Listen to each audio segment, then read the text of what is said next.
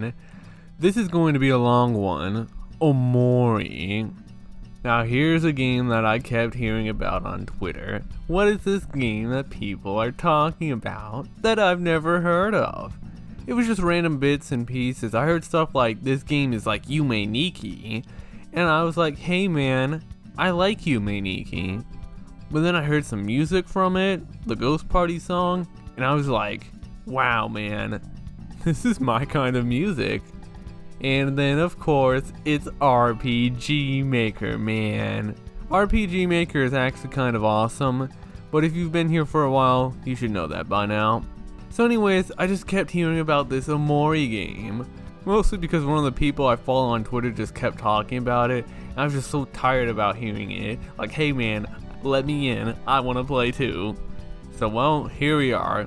Hey man, I was supposed to talk about some other games before getting to you. You can't just skip the line. I got a backlog. Oh god. Omori was made by Omocat, a person I tend to hear quite a lot of controversy about. I think I have one of their Yokai Watch shirts, it's pretty cute. But yeah, them and a small group of people that grew over the game's development time. The development time of 6 years. Whoa. I'm surprised I never did hear about this game, considering it was first announced in 2014 as a Kickstarter project. People paid money for a game they had to wait 6 years to play. There was definitely a bit of noise made about that, as you would imagine, labeling Omori as another example of a failed Kickstarter campaign, especially with how omocat allegedly went pretty radio silent on updates. I don't know why it took so long, and I don't really care either. I think there was like an engine change at one point, couldn't tell you. You know, honestly, welcome to the club of indie game development. Take a seat, come on. We may never finish our games on time, but darn it, 10 years later when we do, it ends up being pretty sweet. I'm glad I didn't do a Kickstarter for my game, because when you're a small indie group, you never know what could happen to your project. Apparently at first, most of the crew behind it were just artists and musicians. And if you told me that this was a game that took 6 years to make, with a crew made up of mostly artists and musicians, I would believe you. This game's visuals kind of speak for itself, but let's first talk about what the game is about in a non-spoiler way. I mean, do you see the length of this video? Trust me, I'm covering the full story later. Starting out, I was kind of worried. Not at the suicide warning, that's actually pretty normal for these kinds of games, but the photosensitivity warning?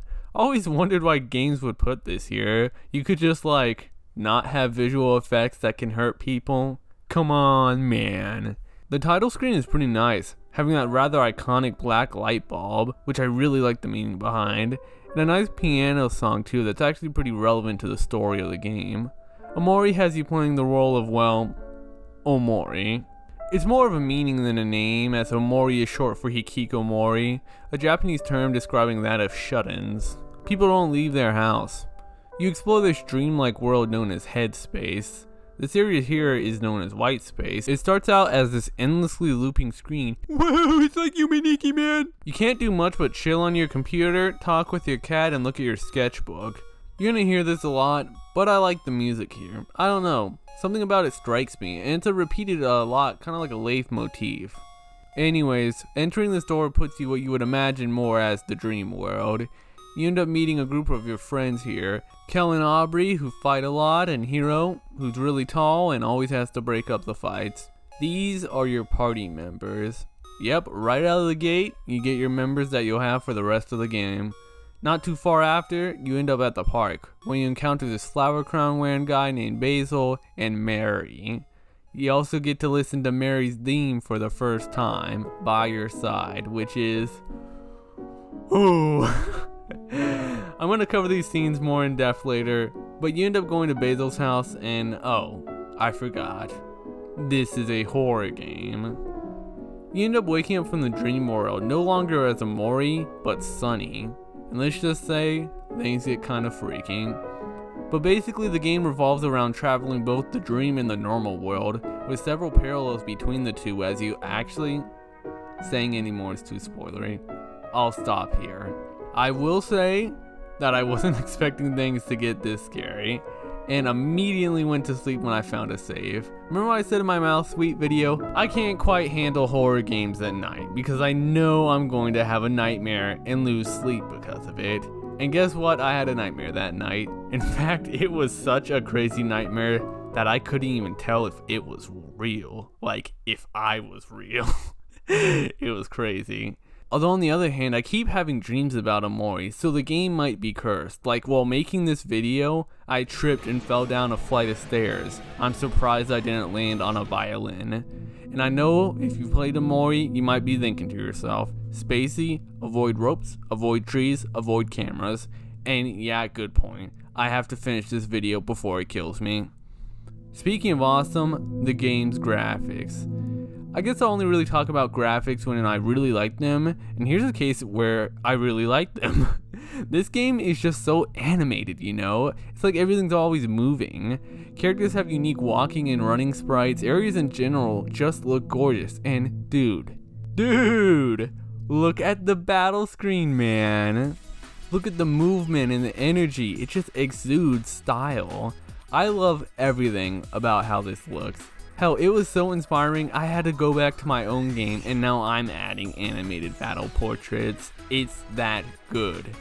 The amount of art in this game is awe-inspiring. I'll be getting into more when I talk about the gameplay and story, but it's incredible.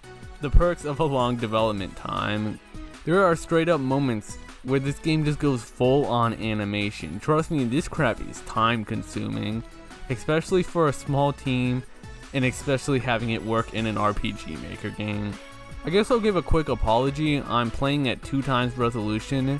This game was made in Rpgmaker MV, and for some reason you can just choose to make the game a higher resolution, which I mean there are plugins for true high resolution, but when MV does it by default, it's not as much as a resolution increase as it's just stretching everything. This stuff sucks, man. It instantly makes the game look ugly. But to be fair, my videos look pretty bad regardless. It honestly doesn't look too terrible on Omori.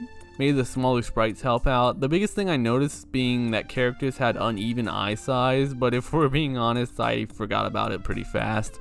The visuals aren't the only thing that's amazing about Omori, the soundtrack is too. And it's a pretty large soundtrack. So many good songs, man. The Bandcamp page is there if you want to listen or buy them all. The sound design in general is good. I really like the ambience a lot of the forest areas and normal world areas have. It's something I really like when games do. No music, or just very subtle music, alongside wind and such. Hell, while playing with headphones, I had to keep looking out my window like, hey, is it windy out? Or there are some songs that will probably just stay with me for the rest of my life, like By Your Side or the title theme. I also really like 3-bar logos, It Means Everything, Pranked, Those Who Forget History, and the Humphrey Dungeon theme, H2O HCL. I'll be honest, that's like top 5 water level themes. It's really good stuff. Hell, Not So Empty House is what I first heard when it came to this game. Sadly, the other tracks aren't really like it, but still. Basically, the music is really good, so go check out those jammies immediately. From music to visuals, this game is really top-notch stuff. But then we get to the gameplay. Alright, well, one of the things that piqued my interest in this game was hearing that it had a battle system. Despite Rpgmaker allowing for battles, a surprising amount of games, especially Rpgmaker horror games, don't actually bother with it. Likely because making a good, fun, effective battle system actually takes some game design and knowledge in that sphere. I'm not saying anybody can't do it, but most people who make these games are just here to tell a story, you know? And if there are gameplay related things, it's through puzzles. Lord knows you don't want to mess up and get a mash fest like off. But I'd rather games try it than not at all, because combat really interests me, especially when games can tie it to their stories and characters. It doesn't need to be a weird separate thing. It can blend in just as well with the visuals, the music, and the story. Okay, so let me stop sucking dick and get to the point. So Omori's battle system is interesting. Not just for an Rpgmaker game, just for a game, man. It doesn't matter what it's made in, just who made it. So let me lay down the work. Dodging the combat system for a bit, Omori actually has some pretty great overworld gameplay. The puzzles are super well done and the enemy layout is well designed. There is a very tough balance when it comes to on-screen encounters. You don't want the player to just dodge every fight and become underleveled, although this game is so easy that doesn't matter. But you don't want them running into every enemy. That's just an illusion of on-screen encounters. Earthbound. Chrono Trigger. Sorry. I always compare it to that of Resident Evil. If you ever watch Resident Evil speedruns, you always see them take these lines, just crazy dashes through enemies, just nearly dodging all of them, and I think that's hype. I think that's how on-screen encounters should be, taking skill and timing to dodge them, hard enough that the player can't always run past them, and when they do, it feels cool. I know this is crap nobody ever thinks about, but I think Omori did a decent job. It's all in the map layout, not too wide, but not too narrow. Maps are built around the on-screen encounters. And yeah, it's not always possible to dodge enemies, and like any Rpgmaker game, opening chests, or in this case watermelons, doesn't actually stop on-screen encounters from coming towards you, which sucks. Trust me, I hate this crap too. But I think this is handled well. There's a ton of side quests too, and I find it to be kind of an 80-20 split on it being worth your time. Like 80% of the time I get diddly dick from doing a quest. Like, yeah man, I just did all that work and he gave me a healing item I could have just bought at the store. So I just kind of dodged quests, but I still went out on my way to try stuff. But yeah, now for the big gameplay talk. The battles. It's turn-based. You choose everyone's commands and it plays out. Everything you'd expect. MP, skills, items, but then we get to the emotions. There are 3 different emotions. Think of them like status effects but mixed with elements. Happy, sad, angry. When you're happy, your accuracy sucks, but your luck and speed is high. Sad increases your defense and lowers your speed, with the damage being absorbed by your MP, also known as juice. Which is pretty cool because it basically turns your MP into an armor bar. That's awesome. Though I swear your damage is reduced too when you're sad, but I guess I'm crazy. Angry increases damage but lowers defense. There's multiple intensity to these emotions too. Like if you use something that gives you an emotion, when you already have that same emotion, it becomes enhanced, which can go up to 3 times on Omori and 2 on other party members. I never bothered with this crap, but it's cool that it's there. But remember, these are elements too. You do more damage against the super effective emotion. Angry beats sad, sad beats happy, happy beats angry. It's not often in RPGs you see characters with the ability to change or give enemies weaknesses. I can only really name one example, so this is really cool. And ideally, it should make for a battle system where you have to adapt to your opponent's emotions, giving both your party and the opponent different emotions. It's really cool and interesting. I've never really seen an RPG do this before. It also solves that quote-unquote problem with crack RPGs and their rules when it comes to elemental weaknesses. One game, ice will be super effective against fire, another, it's weak to it. Then you got ones with rules like certain enemy types are weak to elements on top of trying to guess the element of the enemy. I don't know man, if the enemy is colored red, should I assume it's a fire enemy? Well, what if it's shaped like a fire, but it's blue? What if I'm colorblind? Well, that's what's cool about the emotion system. You can visually see and know at all times what element an enemy is. I don't have to lose to a boss or something just because I wasted a turn using a scan skill or trying to find the weakness. And that's not to say there aren't cool things about not knowing enemy statistics. I'd say it could make fights more interesting. You discover more as it goes on, and you come up with your own strategies. You don't need to know the enemy's weakness, you can still beat the fight in your own way. But you know, with Omori, it's just a lot more friendly, yeah?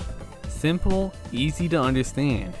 Yeah, I even say a little steezy too.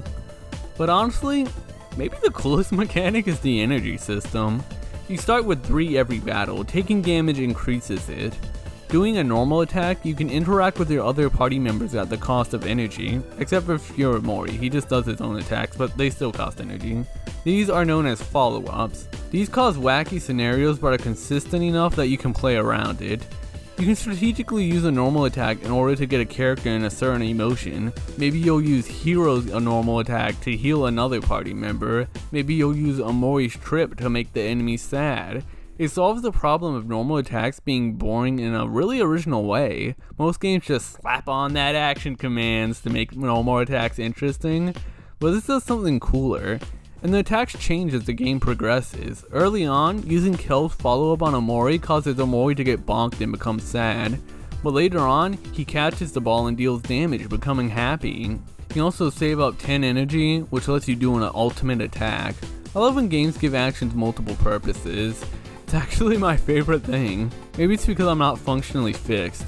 But it's like, hey, I'm not using Aubrey's attack to deal damage, I'm using it so I can do a follow-up with Kel to make Aubrey angry, so then I can use her skill that does more damage when she's angry. Oh yeah, the party members.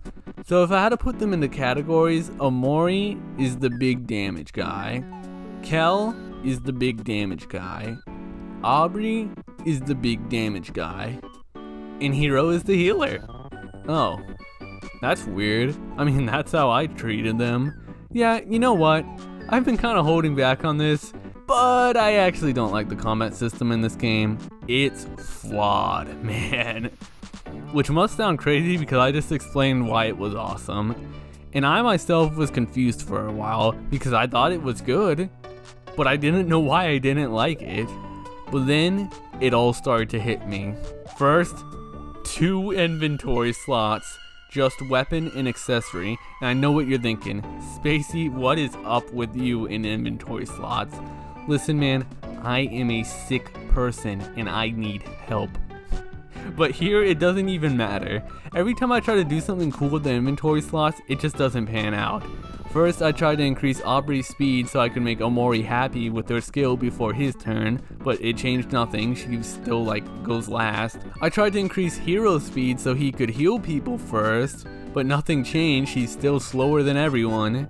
Why even put these items in the game if it doesn't make the slow characters faster than the fast characters? Is their only purpose to make fast characters faster? I even got a charm that's like the ultimate speed boost, but no matter what I did, I just couldn't make Hiro go first. And then Hiro got a skill that lets him heal first, basically the game telling me there is only one way you're supposed to play this character and you're going to play it. I mauled a bit at that, I'll be real. Making Omori always happy was my power play. I never took off the accessory that made him start battles happy. Characters learn a ton of different skills, but for some reason they can only hold 4 at a time. 4 skills seem kinda limiting, especially with guard being one of the skills. There were fights where I did not want to attack the enemy, but I had no choice because I removed guard. And there was no way I was keeping guard on because that crap is useless. Limiting skills feels purposely simple, boring, and restrictive. But you know what? The charm of presentation heavily carries the battles. I never got tired of looking at this, how the portraits change with emotions, even the enemy's expressions changing. God, it's so good! My strategy revolved around reactive randomness. If you remember my game randomizers video, I talked about how I liked adapting to random situations. It's why I like fighting game characters like Faust and crap. I attempted that here. There's an accessory known as the Magic Bean that gives you a random emotion at battle start, and I put it on Kel, so depending on his emotion, I had a flowchart of possibilities to approach the fight. And you know what? For a while, it was pretty fun. And for a bit, I wondered if I was just being too hard on this game, because everything here works. But then it wasn't fun. So what happened? Well, after a while of thinking, I think I truly understand why I don't like this game's combat. I am totally fine with super long RPGs. I mean, I'd prefer 9-hour games at most, but RPGs usually aren't so quick. So I played games that take me like 100 hours to beat or some crazy crap compared to Omori. Fighting is something you do a lot in this game. And as stated before, it's not always a choice either. The problem is not what gets presented here, but the fact that it is all that gets presented here. Everything this game shows you in the first 30 minutes is what you'll be doing for the rest of the game. And that's an RPG with a battle system where every character only has 4 skills they can use, and there are only technically 3 elements. And with how much control over them you have, it's always the same. Put this element on this enemy, do more damage, win.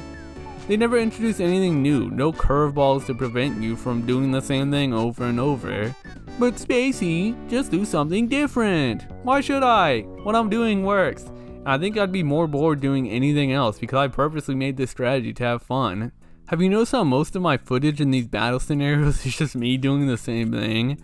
Make enemies sad with Trip, counter with Aubrey, heal with Hero, curveball with Kel. If Kel's curveball makes the enemy angry, use Mock because God is powerful. Spam headbutt with Aubrey, heal with Hero. This wouldn't be a problem in something like a 5 to 6 hour game, but this game took me 25 hours, man. And I was just cruising through it. 100%ing this game takes far longer. Everything is focused on this mood system. Items give you certain moods, skills can change your moods, equipable items can change your mood. But all the mood is just making yourself fire, water, or grass. It's like they came up with this idea within the first year of making the game, but they never developed it for the rest of the 5 years that ultimately gave us a very thin, stretched gameplay experience. And by the end of the game, it doesn't even matter. Omori gets skills that are super effective against every emotion. Hell, Kel gets one way earlier. I didn't need to have Omori as happy, because he was the most powerful being neutral, not even engaging with the combat system. And maybe that's thematic or some dick that Omori is strongest when he kills with emotions, but shut up, this game isn't that clever like that. The whole idea is flawed as a whole. The bonus attributes that come with the elements, they never really came to play for me. I played happy Omori throughout the whole game. Hell, point to the footage I've shown of Omori not happy, and I can tell you, he missed less times than you would miss an attack in a normal RPG experience. It was rare. I forgot that happy made you less accurate, because it isn't even apparent. You'd think to put sad on characters you want to be tanky, but no, they still get destroyed by angry enemies. And being angry just means you get destroyed by everyone before you can even attack. Or when you do attack as angry, you do so much damage that suddenly elements don't even matter. I wanted to play Happy Omori because high crit rate and low hit rate sounded funny, but what I got was just a luck stat boost and ended up just being I made Omori happy so I can do more damage against this enemy. The best, most optimal way to play this game is just to not engage with the emotion system, because then you don't have to worry about being weak to anything. You're not super strong in one situation, but you're still strong in every situation. Isn't that messed up? The most optimal way to play this game is to avoid playing with any of the mechanics here, to be purely neutral. Maybe this system isn't genius, maybe it's not innovative. It's just simplifying everything by combining status effects and elements. But I'm not gonna state a flaw without at least giving a potential solution. More emotions. Not just making the circle weakness a little wider, but maybe introduce an emotion that's strong against the main 3 emotions, all 3 of them, but it's super turbo weak to another new emotion, thus making these 2 emotions rather situational instead of always a good idea. Maybe make this new powerful emotion make you like really slow, while making its weakness emotion one that makes you really fast. Or add a weakness to neutral to prevent players from disengaging with the system. Don't make your main mechanic a suggestion, make the player play your game. Furthermore, 3 inventory slots, come on man. 1 for weapon, 1 for stat boosting equipment, and 1 for emotion equipment. The reason there's only 2 equipment slots is because the stat boosting charms that increase certain stats are also mixed in with the ones that affect your starting element, and obviously you can't have 2 charms that affect your starting emotion, so just separate the stat boosters and the emotion starters so I can actually try to build something interesting. Hero is so boring. He is a character that lives and dies by his MP. He just heals. That's all he does. His role is just healing Aubrey so she can use counter over and over again. Like yeah, he gets some debuff skills, but his healing skills are so good, why do anything else? Hey kids, it's time for cake! His follow-ups are just healing as well. You would only ever want to use this if you didn't have the MP for a healing skill. But dang, just use an item. Everything Hero does can be done with an item. And that's the problem with limited equipment slots. There's no customization. Yes sir, I will give Hero the item that increases his maximum MP. Why would I ever give him anything to increase his attack? I tried buffing his speed, but that was useless. But Spacey, you can give Omori defense increasing items because she's the tank. Yeah, but why would I do that when I can just give a charm to Omori that always makes her angry, so I can just spam her counter skill, while Omori, who always goes first basically because he's happy, does the trip attack, making the enemy sad and thus weak to angry Omori. And because the enemy is sad and Omori is super effective against sad, well, that's her defense buff because they can't do any damage to her. But Spacey, Omori's now weak to sad. Not really. He's not getting attacked because Omori is always countering. And remember how I said Omori gets skills that are effective against all emotions? And with Hero's only purpose being healing, Omori should never die in any situation. God, this crap is flawed. But it doesn't look like it. And maybe it's just a me thing. I am definitely in the minority. But I can't help but feel that for as much love as they put into every aspect of this game, which yes, there is so much love in this game, the amount of details is crazy. I think they forgot to love the combat system. It's not terrible, and it's definitely not a mash fest. That's a gold star. It is above average. And you could even say it's good for the story, because buffing each other and using the energy and such, it really makes you feel like a team. But when I'm doing the same thing every fight, or when I'm doing the same thing at all in any game, well then I don't think the gameplay is that good. Especially for a game as long as Omori. I didn't play the Hikikomori route, but I think even if I did, I still wouldn't have liked it. But you know what? I still beat Omori. And I still think Omori is an incredible video game. And when it does come to labeling games as Rpgmaker games, then from visuals to music to story, I think this game is one of the tops at it. Let's get to the part that I've been waiting for. Look at the rest of this video.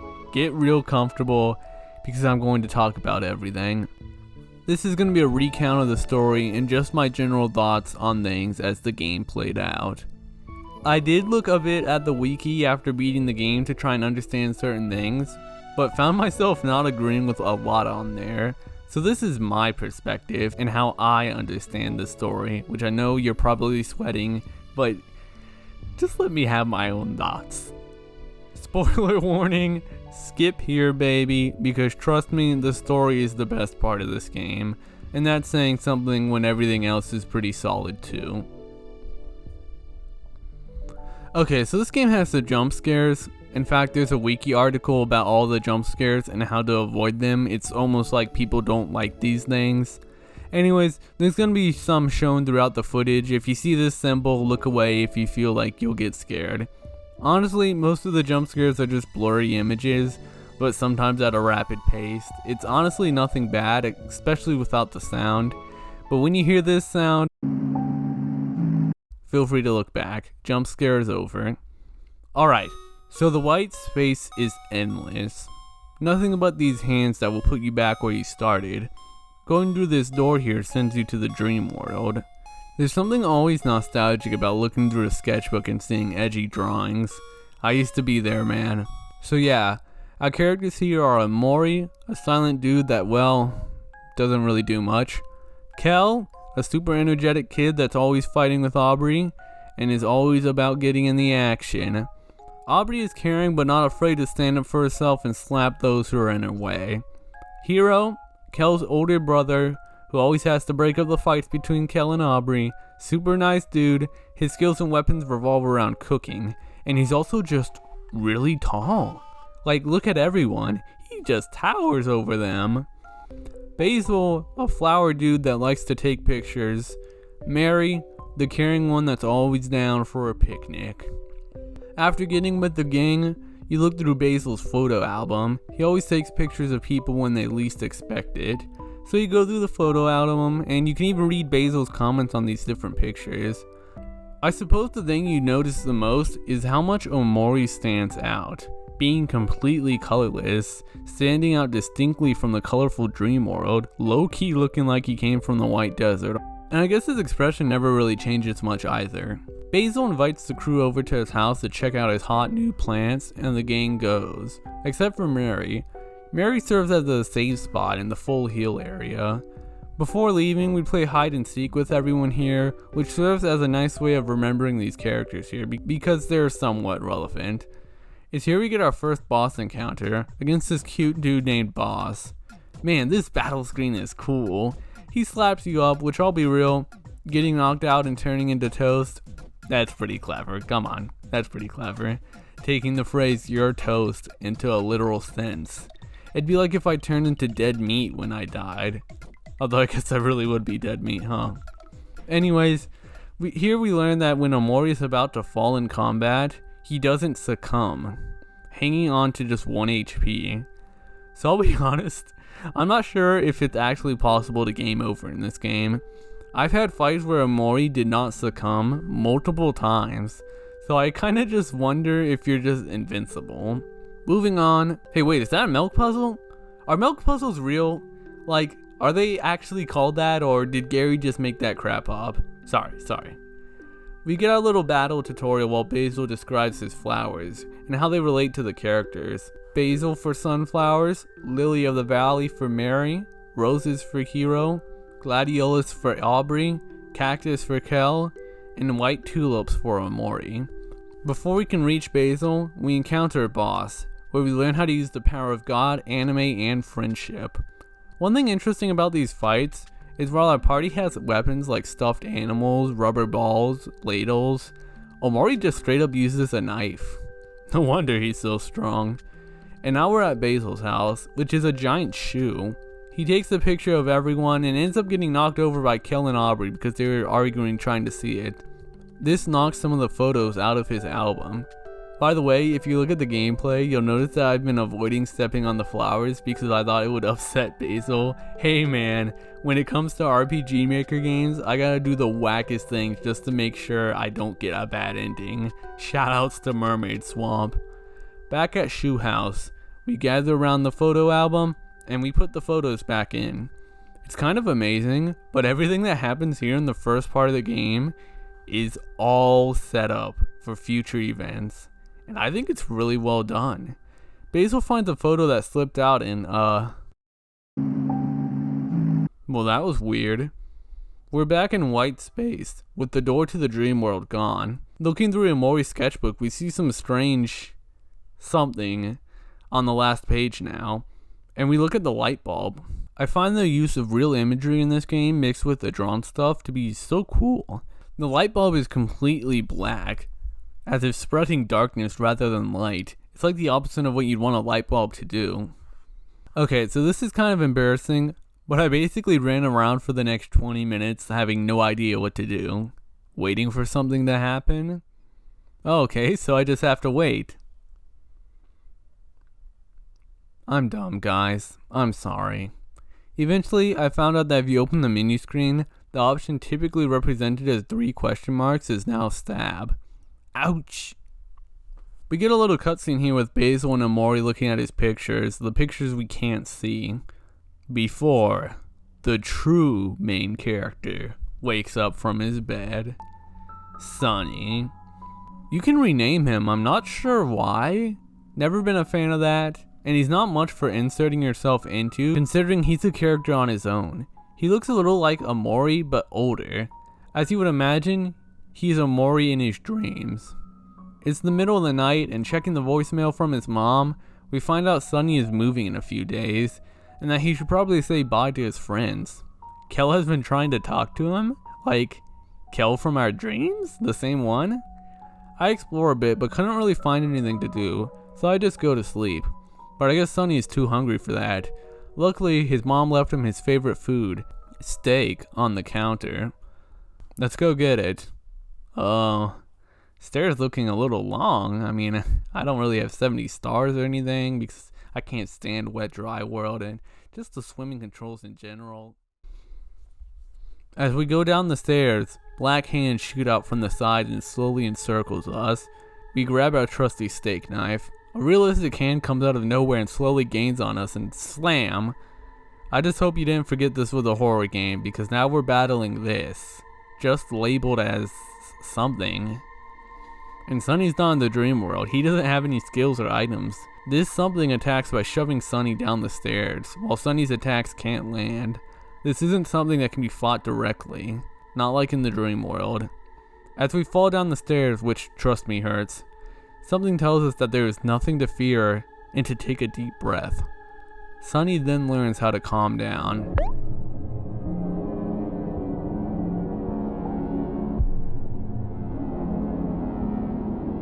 And he's no longer afraid. Okay, those stairs weren't that long. Attempting to leave his house causes Sunny to shake his head. A real Madotsky moment. Yes, Madotsky.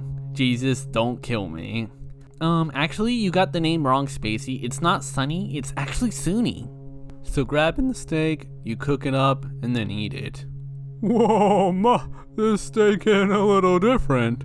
Dang it, now someone's knocking on the door too? Come on, man, I'm food poisoned over here. Oh, Mary? What's up? Yeah, me too. Okay, this world sucks. I'm going back to the dream world. Back in white space, booting up the laptop reveals this Hangman game. Seeing this for the first time was so ominous. Like what, we're playing Hangman now?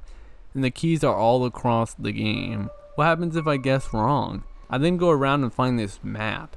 And this is when I first said to myself, wait, this game might be long.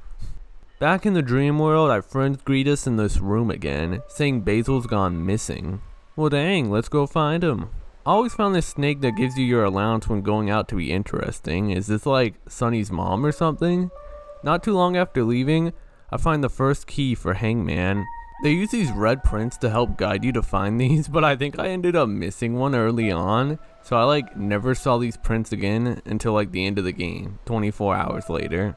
These areas surrounding the log we came from can't be accessed yet, as Omori is too afraid of spiders, water, and heights. Going there even shows the black shadow thing slowly coming towards you, just like with the stairs segment from earlier. Beep. So we go back and talk to Mary, who's glad to see us again. She wonders where Basil is too, and Hiro states what happened after Sunny woke up. Interestingly enough, calling the starting room where we meet the friends the neighbor's room. Hiro suggests going back to Basil's house. Along the way, we find one of the flowers wilted. You can water and actually get some extra HP from doing so. More flowers wilt over the journey that you can water, and it actually affects the ending. We go back to Basil's and yep, he's gone. In case if you're wondering, this is a good RPG because it tells me what the stats do. Pretty cool, man. I kinda do just dick around and explore random areas. I don't really get why people compare this game to Yume Nikki. It has a much more linear structure starting out, but there are so many missable side areas and places with no purpose that I guess I kinda see the comparison. Although I'll admit this docks area at first glance gave me some Yume Tuki flashbacks. Very unpleasant flashbacks. Anyways, I guess the game is putting out several come back here later moments, but do you think I'll actually remember any of these? Like this ladder thing right here, last place I went to in the game. One thing I am interested in are these tentacles. I keep seeing them in random areas. I wonder what's going to happen with it, if it's some sort of foreshadowing. Another thing I can really expect is all the individual characters you run into. No real reusing of sprites or anything. Once again, this game has crazy amount of detail. Aubrey ends up learning this headbutt attack, and throughout the entire game I never got tired of the attack animation of her just pulling up and slamming into the enemy. I love that. After dicking around, we kind of really come to the conclusion that Basil just isn't here.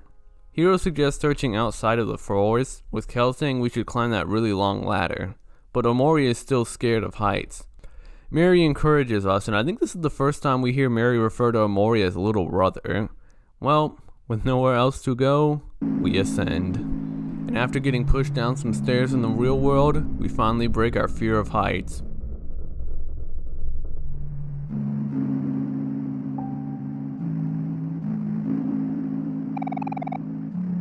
I really like this single note that plays when you finally get over your fear. It's the same note that plays when you use the calm down skill back in the normal world. I don't know why, but there's just something so powerful about this game's theme of overcoming your fears. Something about it's just empowering. It's not just done with the water, spiders, or heights either. I guess it's really interesting that even though you learn how to fight these fears in the normal world, it's only in the dream world that you truly get over them. Alright, let's climb. What? Waiting for something to happen? Oh crap! Kel dropped his pet rock Hector. Don't worry man, we'll get your rock. Yes, I actually did go down all the way to find the dumb rock. It wasn't there. Anyways, climbing back up, we're now in the other world. Did I ever tell you this game was pretty? If you ever wonder why people get bored of RPGs having the generic fire area, water area, grass area, ice area, etc., it's because areas like this exist. Like a junkyard full of cassettes and dial-up internet in space. Do I live here? Mary's role is pretty interesting. It's like she's always one step ahead of you. I guess she's just watching over you, but is always detached from the party. Oh my lord, the sound that plays when you get a full heal from Mary is so good. I'll never forget that. Best end theme in any RPG. Hard fact. Exploring around, we find some ultra fan of a girl named Sweetheart, a very obnoxious idol that people love for some reason. God, I hope I don't have to meet her. Moving on, at the top of the town, we find Space Boyfriend, a leader of space pirates that most of his crew have left him because he's lovesick over his girlfriend Sweetheart. God dang it, that didn't take long. We get this key to a local junkyard to find a mixtape with Sweetheart's music on it, hopefully waking up Space Boyfriend from his love sickness. A part of me wanted to say no to helping this guy because like, I don't really care about this crap, but you know what? Pirates are pretty cool, man, and his crew seems pretty dope. We head out to the back door and fight the planet Earth. This is honestly one of the hardest fights I had in this game. Like obviously I probably shouldn't have fought this so early, but Omori didn't succumb like 4 times. I should have lost like 4 turns ago, but Omori just wouldn't get knocked out. I'm pretty sure you can't game over in this game, man. I mean, I know I can look it up, but I'm trying to give this review with no influence from the wiki. This is definitely one of the cooler areas in the game. Yeah, I know, it's space, of course. It's here we are introduced to a new game mechanic I haven't actually mentioned yet, tagging. It's basically just overworld abilities, Aubrey smash, Kel snipe, Omori slash, hero talk. The power of being a nice person, I guess. There's this whole cutscene with a mouse and cheese. I never saw this crap again. I don't know if it was just the game trying to be funny, but I thought that's what Hero's ability was. This game's humor is 50-50. A lot of the writing are like references and that crap kind of just completely misses me, which is fine. Humor is subjective. I just can't help but feel like I'm not the target audience here. Like I don't know, there's just something disingenuous. Like the boss of this area is like a Windows download error screen or whatever. I don't know, this game sometimes just comes off as wacky and goofy, like, whoa man, you're fighting a Windows error screen, dude. I feel like this game didn't really earn this, and I know this area is full of dial-up jokes and old technology, but I don't know, I can't help but feel like games like the Mother series did this kind of goofy stuff better, but it's been a while, so I'm not sure. Like, I can understand some context, like these are kids, so the dude making Dragon Ball references, like, yeah, that makes sense. And that's not to say this game misses every time. It does have a lot of, you know, Omori funny moments, if you will. Like later on in the normal world, you fight flies, and the only way they damage you is just you smacking yourself when they land on you. That's pretty funny. Or most of the comedy that happens during the Sweetheart part, but we'll get to that. Anyways, the tag system.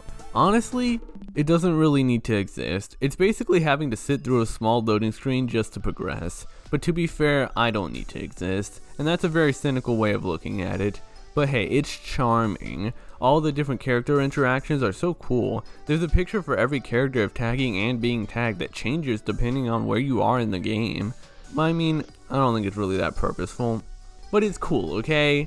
It's just that when the game flat out tells me I should tag this character, then I have to wonder if they weren't going for a puzzle with this mechanic, what were they going for?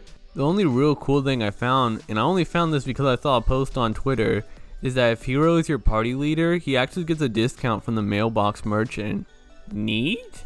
Also, another spacey dummy moment. I didn't realize that Omori needed to be the party leader to grab the hangman keys, so some keys were just blurred out for me, and I thought there was some secondary objective I needed to do to get it. This ended up happening with some keys later on that were necessary to solve the hangman puzzle, and I thought, oh, I'll have to come back here later, I guess. Yeah, I'm a dummy. So yeah, after beating the download windows or whatever, we get back the tape and we return to Space Boyfriend. But as it turns out, he and Sweetheart broke up, so playing the special mixtape actually pisses him off. That's another funny thing about this game. When a character calls another character a name, that just becomes their new name in the text box. So now we're fighting in Space Ex-Boyfriend. You know, I don't really care for this guy, but cool design I guess. Really good battle theme too, but I guess that's just normal for this game. Also, can I just say this game has an unholy amount of items? It's not an issue, but when there are like 20 different healing items, I kinda just gave up on reading the descriptions of them, and only bothered to become aware of their existence when I actually looked at my items in battle. I didn't really use any items that much either, besides the smoothies, so whenever I finally did use items, I was just looking through all these different items like, what the hell are these? I guess it was a good thing I made Omori always happy, because Space Boyfriend gets really mad halfway through the fight, which honestly most bosses end up getting really angry halfway through the fight, so I guess happy really is the truth. So after beating Space Boyfriend, he just becomes Space Boy. Something about another half, I don't know. He's back to normal, okay? Well, that sure happened. Oh wow, is this what the game looked like back in 2014? Wow. Cool. Wait, why did we do any of this again? We're supposed to be looking for Basil Man. I completely forgot. Oh, is that him? We find this silhouette that looks just like Basil but with white eyes, and we begin to track him down. One thing I didn't notice until watching this footage, but Omori's party is no longer here at this point, it's just him.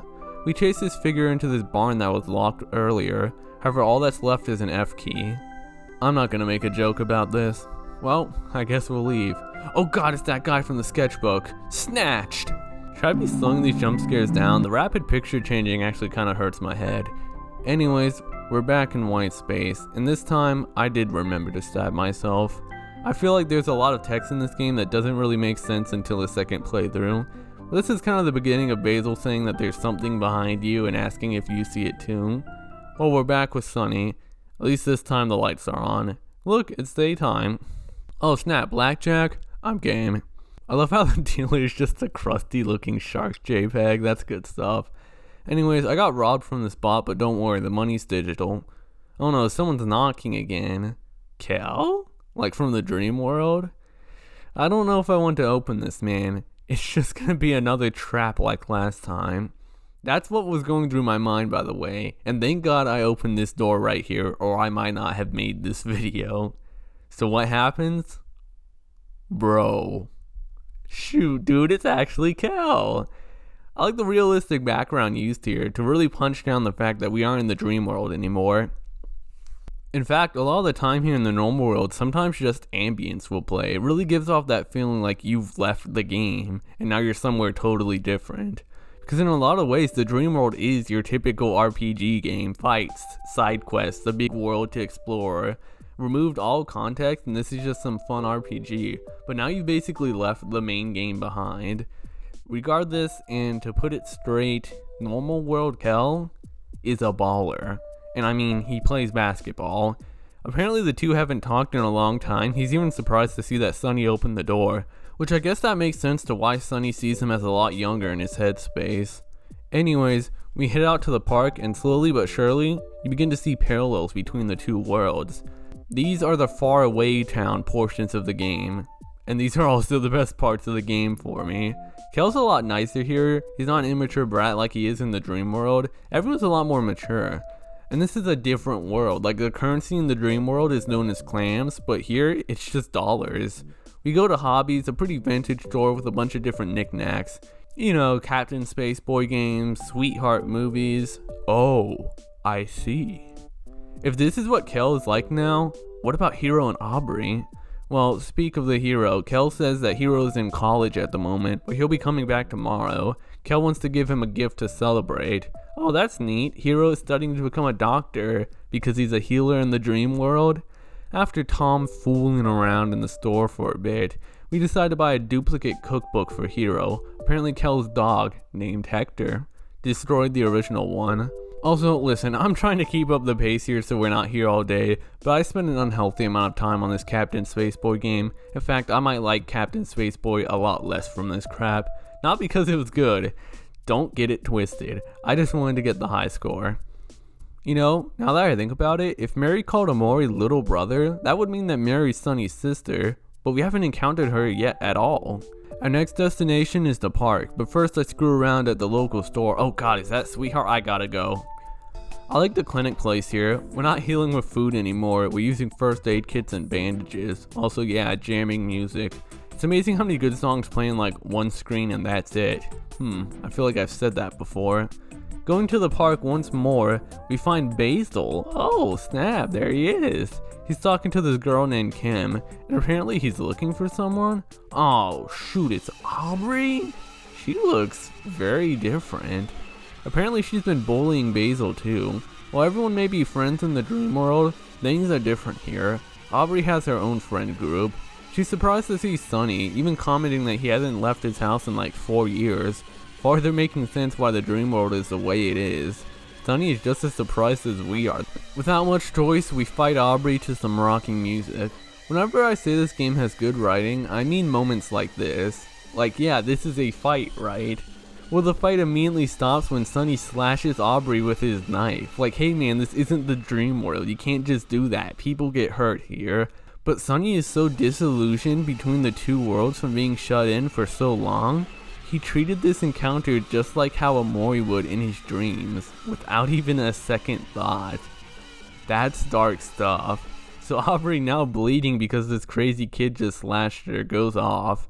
Kel rightfully takes away Sunny's knife, something that a kid definitely shouldn't have. And we talk to Basil. There's some rather awkward error between Sunny and Basil here. Basil says his grandma isn't doing well and we take him back to his place, which just so happens to be a house surrounded in flowers. You know how it is. Before leaving Basil, he tells us about how he used, keyword used, to take pictures of everyone. Well, as it turns out, his photo album was stolen by Aubrey. Alright Aubrey, you effed up now. We go around town trying to find Aubrey by asking our new friends who just want to fight us. These fights are kind of meaningless from a gameplay perspective, but serve a story point. Like, these are the same character from the dream world. Like, Burley in the dream world is Kim in the normal world, or Vance is Van. Honestly, all these characters are pretty irrelevant in my eyes, but you know how it is. Another neat detail is everyone attacks Kel first. Only when Kel gets knocked out. No, he doesn't get turned into toast, he just gets knocked out. Dude, they switch their aim to Sunny. And this makes me think that either everyone hates Kel, or they don't actually have anything against Sunny. Maybe both. It's kind of amazing that even with these realistic photo backgrounds, they're still stylized to fit in so well with the game. We find that Aubrey is at the church, which is our next destination. Though I kind of just screw around here. I don't know why it surprised me to meet the parents of these kids, but it's like, yeah man, of course. We sneak up on Aubrey in the church and talk to her, and one of the big drops come here. Mary's dead. She farther explains that when Mary died, everyone split up. They were off on their own doing their own things, and that nobody was there for her. After beating the game, her reasoning for taking the photo album makes sense. She says she's protecting it, but we don't know from what. She says she comes to the church every week, still trying to get over Mary's death. And well, the fact is, it's been 4 years. Everyone's different now, and friends break up. We can't expect everyone to be a happy little party like in the dream world. That's the past. And there, Mary is alive. Kel tries to apologize, but Aubrey doesn't accept and begins to leave. Not before Kel stops her, demanding the photo album. This causes a scene as the church begins to murmur about Aubrey and starts talking crap. And honestly, you feel kind of bad for her. She's just here for Mary, but it seems like everyone hates her and calls her the bad person. This starts one of the best fights in the game. One of my favorite songs plays here, It Means Everything, as you fight Aubrey. Kel even starts to battle off angry, so this is really intense. As the fight goes on, people murmur about Aubrey and how weird she is. It's more like she's the one being bullied. I really like normal world Aubrey. I decided not to attack her and just spam guard because I'm a weirdo when it comes to these games. Aubrey showed no mercy and just beat us up. She was even headbutting us, man, just like her skill in the dream world. That's cool. Luckily, you don't have to win. I'm pretty sure you don't have to win any of these fights, because this is like the real world. You don't game over in real life unless if someone just kills you. It's not a happy conclusion, but Aubrey runs out. Leaving the church, we see Aubrey throwing away the photo album. So hey, I guess we do get it back in the end. We knock on Basil's house to return the photo album and find Polly, his caretaker. She invites us in for some dinner and Kel suggests looking at the recovered photo album. This is the first time we get a peek at the photo album in the normal world, and you notice some similar images compared to that of the dream world. I mean, they are the same images I suppose, but this one has more. Like, hey, Sunny plays the violin. These are pretty cool to look through. Kel goes off with Polly to make some food, and something about Sunny and Basil's relationship seems off.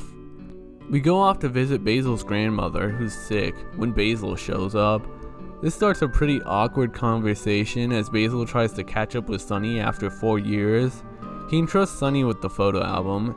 He comments that a lot has happened since these pictures were taken, saying that it feels all like some kind of bad dream. What does he mean by that?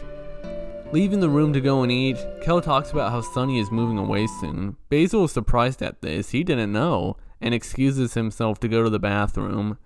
And well, he's not doing okay. You can see it too, can't you? Something behind you. This feels really bad. You don't really understand what's wrong with Basil at this point, and you can't do much here but leave. Basil will beg you to stay, but Sunny leaves, refusing to enter once again, leaving Basil behind. Ouch, man. Basil said earlier that he took photos of the things that he was the most afraid to lose. A majority of the pictures in the album were of Sunny. You can say he has a pretty bad relationship with Sunny, in the way that he's really dependent on him. Like, he's upset that Sunny is leaving him. I don't really think Sunny had a choice in this, and it's his life regardless, man. Screw off. Going back to Kel and Polly, Sunny says nothing about what just happened. Well, I mean, he never really says anything throughout the course of the game, but you know what I mean. And him and Kel decide to go home. Kel says his farewell, saying Hero will be here tomorrow, and that he'll be knocking on Sunny's door again. I can't wait. Anyways, oh god, what's happening in here? Oh cool, spiders. I love spiders. Unfortunately, Sunny doesn't. If you remember, spiders were one of the fears that Omori had in the dream world. Huh? What's this thing at the bottom of the stairs? Anywho, we grab our trusty steak knife, which I guess we have multiple of because, I mean, Kel took the other one. It's probably not even real. In a lot of these situations, Sunny kind of clings to the steak knife. Maybe it makes him feel safe. The stairs are once again long as we barely dodge these stabby spider legs. At the base of the stairs is something. Hey man. Oh hey Mary. Okay, things are getting weird. Sunny sits in the fetal position on the base of the stairs while a giant spider falls upon him. Well, here we go again. Sunny's afraid, but we know what to do. We calm down. However, the fight isn't over yet. Once more, this isn't a battle we can win through physical combat. Something tells us that when there's a lot going on, you need to block out the little things and figure out what's important. Sunny learns how to focus, and the fight is over. We go back to bed, and back to white space. I don't want to show all these scenes, but the animation in this game is so well done, like, dang man. We're back in white space, but things are different, most notably the music. It's still the theme of white space, but instead of being made up of chiptune-like instruments, like the kind of stuff you'd hear in a video game, instead it's played with a piano. We go back through the door and meet our friends once more, playing cards in the neighbor's house like always. It's interesting that Omori has this singular house for all of his friends that are his neighbors in the normal world. It's the first thing you see, simplified to the idea that out of the entire neighborhood, the only thing that mattered was the house with his friends. After seeing present Kel and Aubrey, it's kind of weird to see them back as arguing young kids. Going to Mary once more, we find that Basil is still missing. Everyone laments and wonders where he could be. Hero talks about a forest to the west, but it's full of spiders. Imagine that. It seems like Hero is afraid of spiders too. Well, let's face our fears. Upon going there, we find some sprout moles. These guys we've been fighting for a while. They're the common goon enemy. They got tickets for the Sweetheart show happening and head towards there. This is really weird because they had no intention of fighting us, but here we go I guess. We claim their tickets with Aubrey excited and saying we should see the show. But what about Basil? Hey, isn't it interesting that the plot that this dream world is taking us through is conveniently leading us through these areas blocked by Sunny's fears that he just learned to overcome in the normal world? It's like Sunny is subconsciously exploring deeper into his mind, areas that through all of the years of being here, he's never been to, blocked off by his trauma. Going through the spider webs, we go into the foggy forest, where a lot of things have spider legs. Honestly, not much to say here. This track thing was pretty funny.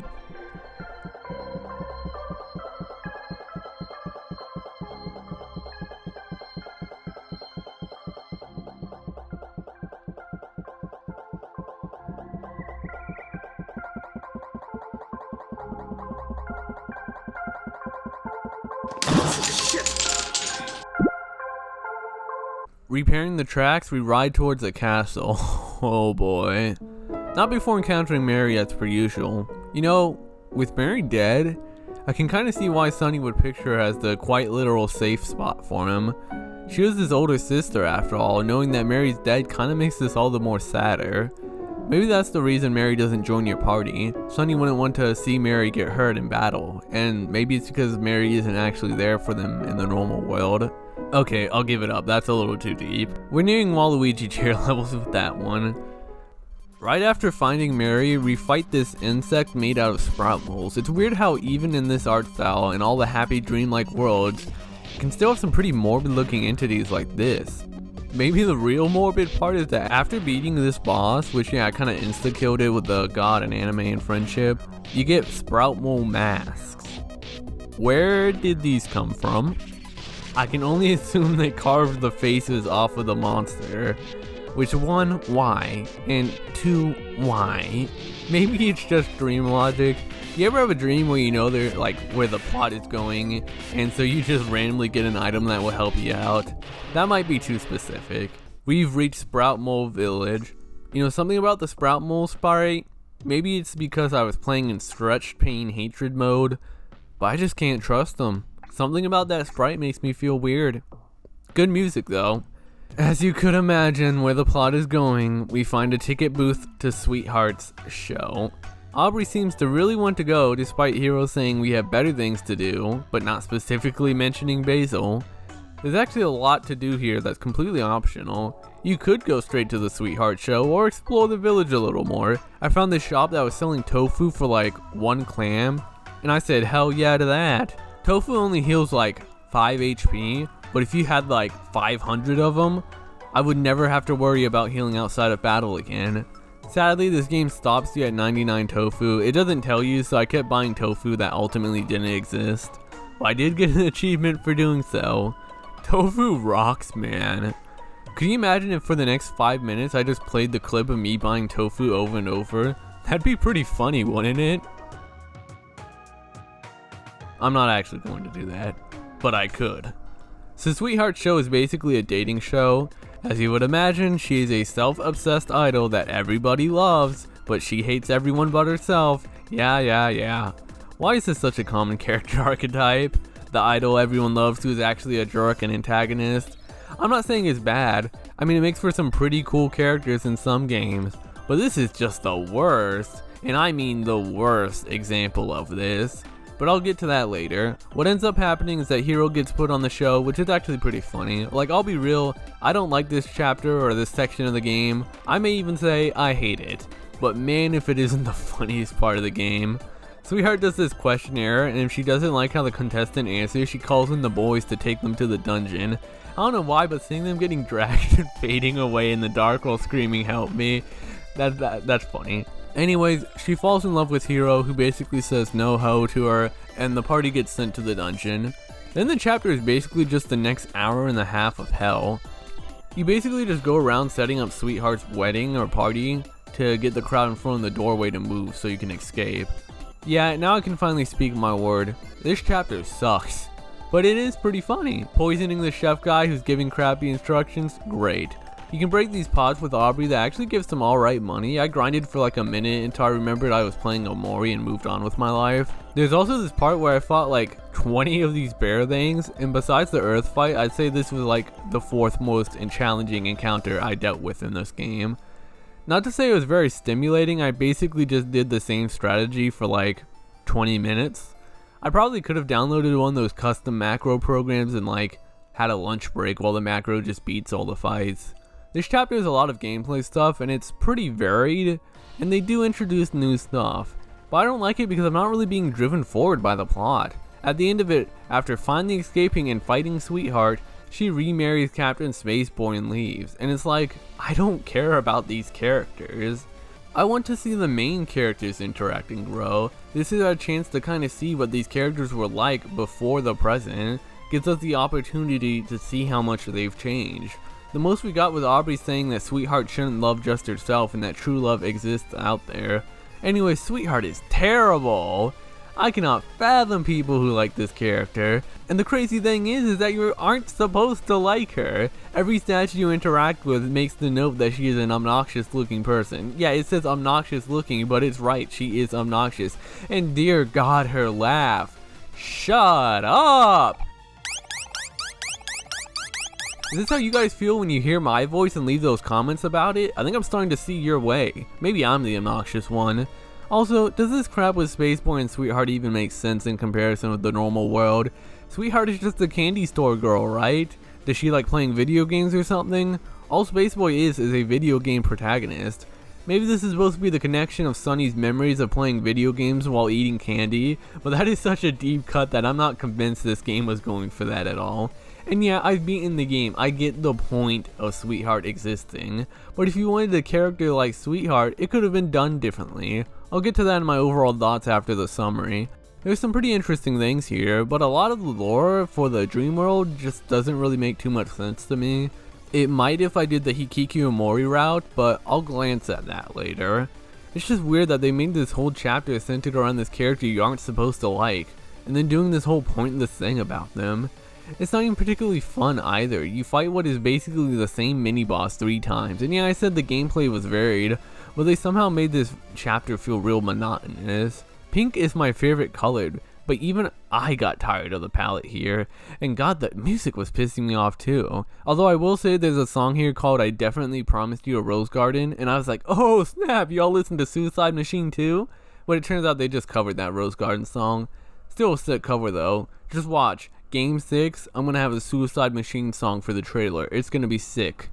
Anyways, maybe the funniest part of this all, the most damning thing, is that after this is all over, Kel says, yeah, I guess this was a complete waste of time. And then the screen just fades to black. That's it. That's the end of the chapter. You spent nearly 2 hours dicking around the game is like, yeah, that was kind of pointless, wasn't it? That's all, folks. It's like I just played a filler episode. But you know what? If there's one good thing I can say, is that everything after here is the best part of the game. Yeah, it took a while, but everything now is why I like this game. Let's feel our ocean breath. We are cruising overseas. Can't wait for a new adventure. La la la la la la. A new adventure. La la la la la. A new adventure. La la. Now you know why I am the best.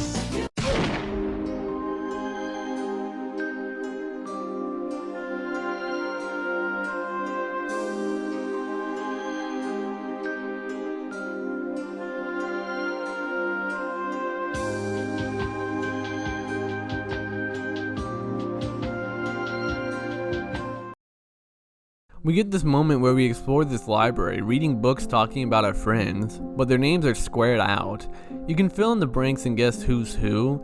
I think Sunny is just a single block, which is interesting. Sometimes it would make sense for the block to represent I, but other times I can't get why it's filled in like that. One book reads about Sunny and his friends diving off of a statue into water.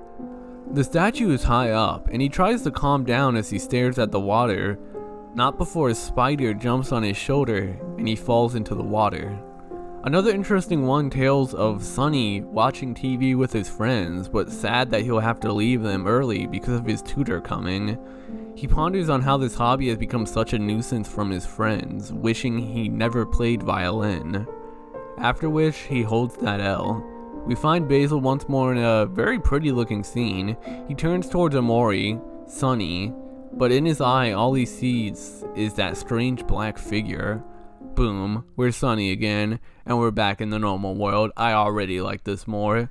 Kel is knocking, and we swing on over. Man, I like this version of Kel so much more. Kel says Hero won't be coming until later today. Bummer! So now we're just doing some chores, and you know what? Let's go. Let's run some chores. We find Basil at the park, who's kind of, he's doing better since last time we saw him, but still doesn't want to join our party. We go get some pizza, dodging past Aubrey's group, we support our local artists, and we get that bread. Returning back to Kel's house, a place in the game we actually don't get a visit until now, as Kel would just tell us now isn't a good time. We meet his parents, and more importantly, his dog, and we chill in his room for a bit. It's not long before knocking is heard, and that knocking is trouble knocking, and it's also Polly. She says Basil has gone missing, which I'm sure Sunny's thinking, oh god, I have to find him here too. We logically go back to where we last saw Basil at the park. He doesn't appear to be there, but we hear someone crying out for help, and that somebody is Basil. Kel says to check the old hangout spot that the crew used to chill in. This place arguably does look a lot more similar to the one in Headspace, almost like a combination of the two different park areas. We find Aubrey's gang again, and it's assumed that they're bullying Basil, which they claim they aren't, and honestly, in this case they probably aren't. Aubrey is pissed to see us here, and suddenly we're fighting the whole cul-de-sac crew. Apparently it's actually possible to win this fight if you have the pepper spray item. I guess it's kind of like the ball-peen hammer of this game. You could get it from Kel's mom's purse, but I didn't, so needless to say, we got cracked. Kel is upset at the person Aubrey has become, and honestly spits some true facts. Everyone else leaves at Aubrey, which kinda sucks, and Aubrey just wants Basil, Sunny, and Kel to leave her and her friends alone. She's especially mad at Basil, saying, how dare you still show your face around me after what you did? What did Basil do? At this point, I was really wondering if Basil had a cause in Mary's death. She pushes Basil into the water, who can't swim. Kel can't believe this and holds Aubrey back while Sunny goes to save Basil. But wait, oh shoot, Kel, you chose the wrong person for this job. The game even asks, do you want to save Basil? I mean, of course, but sometimes when it comes to having fears, they get in the way of the most obvious thing. We jump in though, once again finding ourselves at the top of the staircase. We find Mary and follow her as a softer version of her theme plays. Things get darker and darker as we go into the depths, and there's our steak knife. As soon as we grab it, we find ourselves against something again. Maybe as soon as you get the weapon you defend yourself with, you become more aware of the thing that you are trying to defend yourself against. We calm down and focus as we are dragged down before learning how to persist. Although ultimately, Sunny isn't able to help Basil, and now he kinda needs help too. And he does get help from the man himself, baby. It's Hiro. I don't know how his hair still sticks up like that after jumping into the water. Maybe he's got like some hairspray, maybe it's Gorilla Glue, I couldn't tell ya. Hiro says we need to get Basil somewhere warm. The party is here, but not really. Aubrey tells us to wait, but we just leave her. I like how Sunny's weapon is just his hands, all he has, but Hiro has fists, and they get the job done. Instead of having cooking skills, Hiro has first aid. We return Basil to Polly. Now with that all covered, Hiro talks about how he found out what's happening. Kel tells him that Aubrey pushed Basil into the water. Hiro didn't even recognize that was Aubrey back there. Hiro wonders how everything changed when he left, and maybe if he should have left at all. Checking in on Basil, he asks Sunny, there's no way out of this, is there? Which is pretty dark even if you don't really understand what he means yet. You can also find his camera here, probably here earlier, but it says it's dusty, implying that it hasn't been used in a while. By now I was full of questions. Basil did something to Mary? Why did Basil stop taking pictures? Because of Mary's death? How is Hiro's hair standing up? Anyways, we dip out.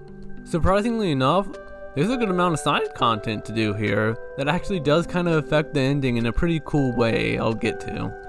I think it's pretty cool to explore these completely optional places that still give off so much character, like seeing the Maverick siblings and the wigs Maverick wears, that's cool. Also Charlene, pop off. I tried to visit the cemetery, but Hiro said he wasn't ready to face Mary yet. Darn. We go back to Kel and Hiro's house to continue the plot. We eat there and look through the photo album we got from Basil again. Once again, a lot of photos are missing. Hiro actually brings up a pretty good point. Of the remaining pictures, Mary isn't in any of them. With Sunny leaving 2 days from now, Hiro asks if they should visit Sunny's house. And well, here we are, Sunny's house. Doesn't feel as scary with friends all around. After reminiscing for a bit, Kel points out that their treehouse that the group used to stay with is in the backyard, a place Sunny specifically refuses to go. It's too dark though. Hiro suggests we can all go there tomorrow. Kel then says that they should have a sleepover at Sunny's. It's party time, baby. Arriving in the hallway, Hiro makes a pretty interesting comment. Closet on the left, piano room on the right, but... huh. He's right about the piano room. He pops off for a bit before asking Sunny if he still plays the violin, then assumes that Sunny must have just packed it up. He talks about a song Sunny and Mary used to play all the time, with Sunny on violin and Mary on piano. Kel and Hiro run off to set up camp in Sunny's room, leaving him alone. You know, I guess it never struck me just how odd it is, but when examining the piano, you find the words Omori on them. Why is that there? Is that why Omori's called Omori? I honestly never thought about this. We return to find the boys camping out with their interventions. Kel gives that cookbook we got for Hiro to him, but he says he doesn't really have the time to cook anymore. I bet Sunny must be kinda shattered on that, considering how Hiro is in the dream world. With Kel asleep, Hiro talks to Sunny, apologizing he couldn't be there for him and wishes that Aubrey and Basil could be here too. What a homie, right next to Laurice. It really does seem like Hiro cares about Mary and what happened to her, likely just as much as Aubrey, if not more. They definitely both came to different conclusions though. Before going to sleep, I explore around the house for a bit, nothing much but a Mary ghost by her picnic basket. It's here we see one of my favorite cutscenes in the game. Sunny laying down in white space, staring up at Omori. Omori staring back, leaning in. Sunny vanishes almost as if submitting to Omori, who rises up, now back in control. He turns towards the door and opens it. This shot of all of our dream world friends happy and together is a lot more sad and uncomfortable when you consider that Aubrey hates everyone, Mary's dead, something's wrong with Basil, and Hiro's barely been here. It's really here you look at these guys and think, these are completely different characters. Anyways, the neighbor's room is empty. No allowance either, just waiting for something to happen. A neat detail is that if you check the knife now, you'll see that it's more dull. Every time you stabbed yourself throughout the game, the knife became weaker and more worn. It's a really cool detail. It reminds me of Mary's letter from Silent Hill 2. Oh! It really seems like everyone's gone. We go up to where we could not progress due to having a fear of water, and we find Mary. Mary's glad to see us, and says everyone's gone. She thinks that everyone's past this water, and asks Omori if he wants her to join him, bringing up a commonly stated thing throughout this game, that Sunny hates being alone. Maybe that's why nothing scary happened in the house last night, because his friends were there. And maybe Sunny's been dealing with this stuff for 4 years now. Just like the computer logs show when you first arrived in white space, all just endless loops. As the tentacle vines calm down on Omori, ready to get over his fear, Mary says something. Steady your heartbeat. Don't be afraid. It's not as scary as you think.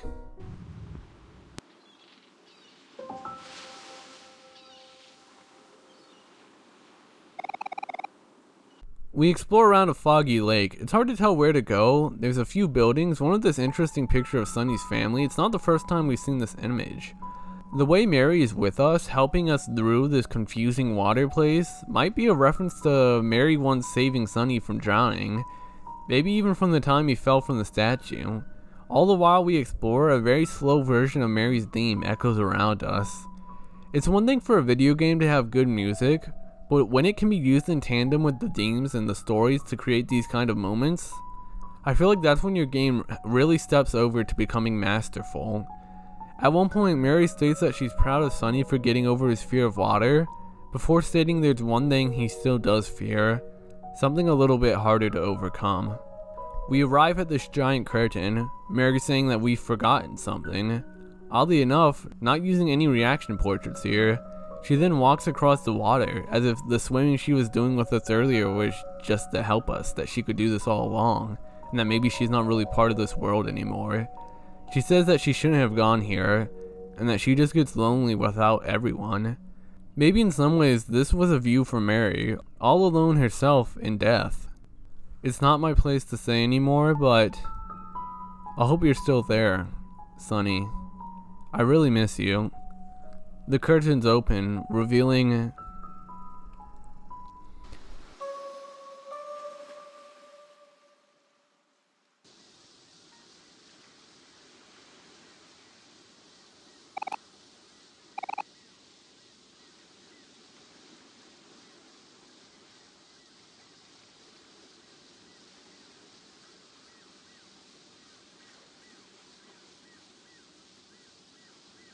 Now that I rewatched this scene, I really do think this is the real Mary. Not some dream fabrication, but the dead Mary, as if coming back from the dead to say bye to her brother forever. Because not soon after, you do run back into Dream Mary, and it's like nothing happened. Moving on, I find the letter M. It turns out that the keys required to spell out the correct hangman answer, they leave a hole behind, leading to some extra scenes. Here we find Basil's photo album with pictures scribbled out. Hey, Mary's in some of these, we haven't seen these yet. If the last chapter of the Dream World was the worst one, then this has to be the absolute best one. We find a taxi to the last resort. And let me just tell ya, the music here is bumping. We find Kel here who explains what's up. While Omori was gone, everyone got tricked into signing contracts and now they all have jobs. We're growing up so fast. This could be crackhead conspiracy hour, but I think these dream chapters kind of represent what Sonny and his friends did before Mary's death. Having fun, playing games, eating candy, just fun little crazy adventures kids go on. And here, maybe representing after Mary's death, being everyone drifting away, getting jobs, all that. This chapter revolved around getting your party members back to continue going on fun adventures. Maybe a hopeless idealization of Sonny being able to get his friends back together like old times. The headspace does seem to hint at the fact that these are just an endless loop of events going on. I know this contradicts some of my other thoughts, but I mean, do you think I actually have any idea what's going on in this game? Come on, man. Kel says that this job crap is kinda whack and suggests that we gather everyone and get the hell out of here. Aubrey's easier to get, but it seems Hero's been traveling a lot for work lately. He might not even be here, maybe hinting at the fact of Hero going to college in the normal world. We find, Mary. What is it, Omori? Aren't you happy to see your big sister? Kel brings up his plan to Mary, saying that they're all going to escape and Mary reminds him about Basil, Kel seemingly admitting he completely forgot about him. We find the ghost party, which isn't relevant to the story or anything, I just really like the song here. Here we are, at the last resort, a hotel casino place. 1 second in, and I immediately get jumped by a gator dude. If you know me, I'm all about the big gator dudes in suits, man. Yeah. This is where all of our friends have been brought to. I guess it kind of reminds me of the final chapter of Mother 3, where everyone from the town gets taken to Newport City. I enter one of those crack rooms you enter by collecting a key letter. Yes, we got a pee in the bathroom. It brings me to this room with 2 cassettes. One says Omori, and when I pick it up, the other one disappears. Darn it, I want to know what that other one was. Anyways, we go up and try and meet the boss, going through several pictures of his family members, ending with him, Mr. Jossum, the boss. So I have to round for a bit, and apparently Hero's the employee of the century? Lego!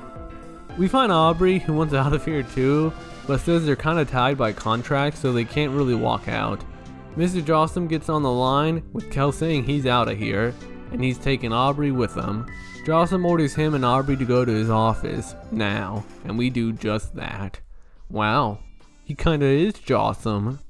He brings up the contract saying everyone has to work for the rest of their lives without pay.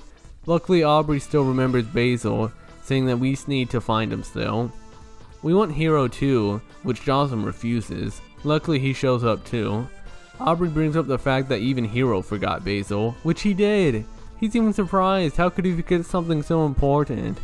Anyways, we all say our screw-offs, but not before Jossum says Yeedo, Delito, and we fight. Hey look, another boss that gets angry halfway through the fight, imagine that. Anyways, we beat him.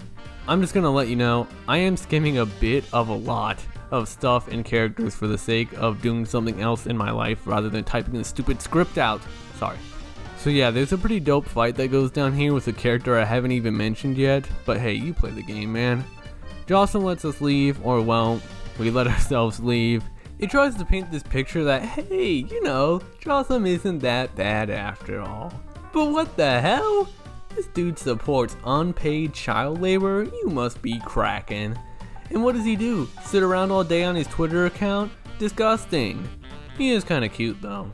Okay, what the hell am I doing? Anyways, the gang's back together.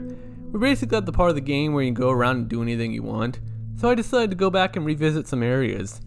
This game has so many repeated moments of come back here later that I figured I could check most of it out in one swoop. I found some pretty cool areas. I even watered Basil's plants. Almost forgot. Wow, his place is a lot different. And I know what you're thinking. Spacey, you're just rushing through the story. You aren't even playing the game. Hey man, check this. I boarded this train that I couldn't access earlier. A pretty cool scene happens here. It gets taken over by something. This fox-like creature. The fight starts and everyone's afraid, except for Omori, interestingly enough. I don't think it was because of my item layout, because Aubrey and Kel should have emotion-changing items too. This is the only time in the game as far as I know that your party members in the dream world appear afraid. The creature even calls you Sunny. That name's starting to come up a lot, huh? It's like this dream world is starting to crack and be taken over with facts and ideals from the normal world, the world Sunny is opening up to, allowing it back into his life, slowly taking over the dream world. I wanted to hear all the dialogue from this, but sadly this game sucks dick and I was forced to attack, because none of my characters can guard. Hey man, let me defend, let me choose not to fight someone, come on man, I don't wanna fight you. God dang it man, well that was weird. Anyways, we arrive at Orange Oasis, and it was here, exploring these random, completely different areas from one another in this dream world, that I was like, yeah, I guess I can see how this game is like Yume Nikki.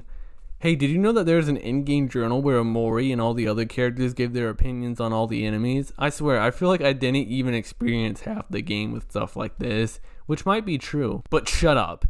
Dino Dig. And I promise I'm not dino dicking you when I say I was here for hours. You get your shovel and you start digging. Depending on the shovel you use, you can dig up a certain amount of times before you get the boot. If you get lucky, you can dig up a key to the next floor. Let me tell you, I was underleveled as hell. Everyone was just beating me up. First or second hardest fight right here. These realistic rabbits, 6 minutes of hell. Hardest fight in the game besides maybe the final boss. And it was just me doing the same thing over and over. I got the treasure though. But yeah, I did do a lot of side quest stuff. Like I went back to this artist guy and commissioned them. Always support your artists, guys. The dude says to come back to see the finished pictures, but I kinda never did. I won't lie, out of all the jump scares I encountered throughout the game, this one might have got me the most. Although this face one here kind of freaked me out too. Anyways, I mainly just came back here to get that key letter I missed. No more tomfooling, we're rushing to the end plot here now. So we find Sweetheart again, and even though I'm acting like I never saw her, the group wants to chase her. What about Basil, guys? So we do chase her, and things get really weird from here on out.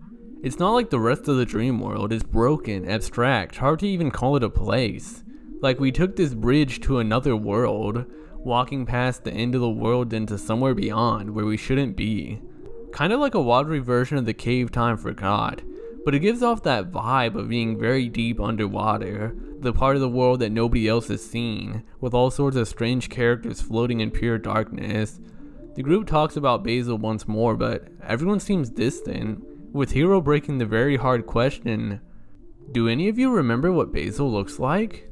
Looking at the Hangman page, it became pretty clear to me what this would spell out. It didn't really come across me until collecting the last key letter, but I realized that, hey, I probably shouldn't be collecting the letters I know I don't need to spell this out, because that just adds to the Hangman. Never really occurred to me throughout this.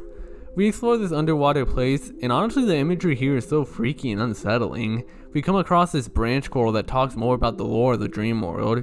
It seems to be aware of us being a dreamer too. It talks about how our friend Basil has been removed from this world, reborn elsewhere, but we are still tied together by something. Perhaps the most profound thing it calls attention to is that of the black light bulb, symbolizing that of the repression of an idea. Light bulbs shine, spread light, but a completely black light bulb hides light, contains it, giving the appearance of not doing anything. It's always that cliche in cartoons when a character has an idea, the light bulb goes above their head, the term bright idea. But here, it's not that there isn't an idea, it's that the idea is being hidden. Instead of spreading light, it spreads emptiness, a vast emptiness. It stops thinking. That's really cool.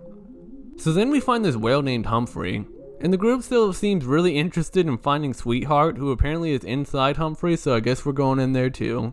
Amazing music, by the way. So now we're in Humphrey's stomach. Make a vor joke if you want. I mean, if you've made it this far, I guess you deserve it. Humphrey is kind of everywhere here in the form of these pink nub things. And this is probably the best dungeon in the game. It's pretty long, and by now I was really getting sick of every single character here, even my main party. I just wanted to see the normal world people again. What's really happening? All this is just fake to me. And I'm pretty sure the game wanted me to feel that. But yeah, the puzzles here and exploration is really cool. We get introduced to these 3 slime girls with their quest of creating a clone for Sweetheart to marry or something. I honestly don't care for any of these guys, and they might just be some sort of insert to the people who did the music, which honestly a lot of these characters are kind of referenced like that. It's weird. Some interesting stuff happens though. The group encounters a flower crown. They don't seem to recognize that it belongs to Basil. In fact, it doesn't really seem they know who Basil is by this point. Something weird happens here. Kel runs up and gets rid of the flower crown. For no real reason either. It doesn't seem like something Kel would do. It's like something is influencing Kel to get rid of any trace of Basil. And I'm honestly not sure if that's the dream world that's doing this, or Omori. Not too long after, the group finds the Basil plant. Yet another reminder of Basil, but by now, everyone's completely forgotten about him. Basil never existed. Sweetheart ends up rejecting all the clones of her and doesn't pay the slime girls, so they're pretty pissed. Sweetheart walks off and thankfully dies at the hands of Humphrey. Thank God. Humphrey needs food, so the slime girls decide that killing us would be the best way to do it, considering they don't have the clans to feed Humphrey. We fight, we win. Humphrey ends up eating them, and next, he targets us. This fight is memorable to say the least. It starts out a little creepy with the music, but then just goes full on horror. It's weird how such a cutesy looking face can give off such an off-put vibe. And god, the music here, it's pretty scary stuff, man, I'll admit it. I'm only scared playing games at night, and if I was doing so here, I'd be freaked out, I'll say it. Good stuff, guys. I think it's really the realistic imagery, the uvula, the bones, wild stuff. Escaping, the party talks about what to do next, and since they don't remember Basil anymore, I guess they can do anything. What's gonna be our next wacky adventure? Let's keep doing this. Well, for me, it's getting the hangman keys. Last one I needed was C, which I should have gotten way earlier, but I'm a dumb man. I'm dummy. Upon getting the C, we watch a scene of a man chopping down a tree, the tree having a noose on it. He tells us to go away, disowning us as his son. Sonny's dad isn't really mentioned much in this game, and seemingly left the family after Mary died. But yeah, this is him, the only time we really get to see him. Finally obtaining all the keys, we can finish the hangman puzzle and spell out the solution, what this whole journey has been leading towards. Welcome to Black Space. The game points us towards our last destination in the dream world, Basil's house. Making our way there, all of Basil's flowers are dead. Basil's voice is heard, repeating what he said at the beginning of the game. He wants to be a sunflower, always seeing the bright side of things. He does this for all the flowers. The only difference is the white tulips. And these are white tulips. Tulips aren't very flashy plants. They're not too big or small, not too elaborate or flamboyant. If I could put it in another way, I guess I would say that they're comfortable, simple, modest, and perfect. Just like Sonny. You can tell he really does favorite and care about Sonny, calling him perfect through flowers. Making our way to Basil's place, our party begs us to stop, to turn back. Sorry guys, you're the past. You aren't my friends anymore. Inside Basil's house, we find a hole, with this strange character we've been seeing throughout the journey, that silhouette of Basil with the white eyes, the complete opposite of Omori, going down the pit. And we follow through. I'm gonna be honest, there's still quite a bit left of this game, but everything we are about to experience is pure video game gold. Everything the game has been building up to will be answered and paid off.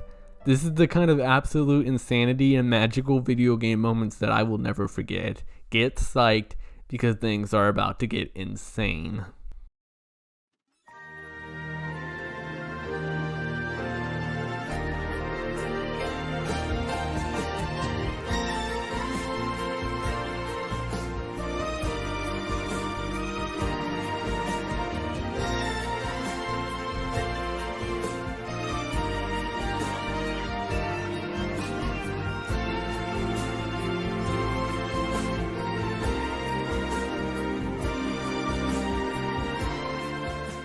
We jump down the hole, forever leaving our party behind. We're solo now. We're in some forest. Mary's name calmly plays in the background as we climb these stairs, arriving at what looks like to be some sort of stage, with Mary in a casket. She's surrounded by these flowers known as white egret orchids, which we learn symbolizes the phrase, "My thoughts will follow into your dreams." Approaching Mary causes her to turn into a jump scare, which I hate how good it got me, but more importantly, she also turns into a door. My secret hunting skills told me to try and enter it from behind, but alas, fruitless. Entering the door, however, finally leads us to black space.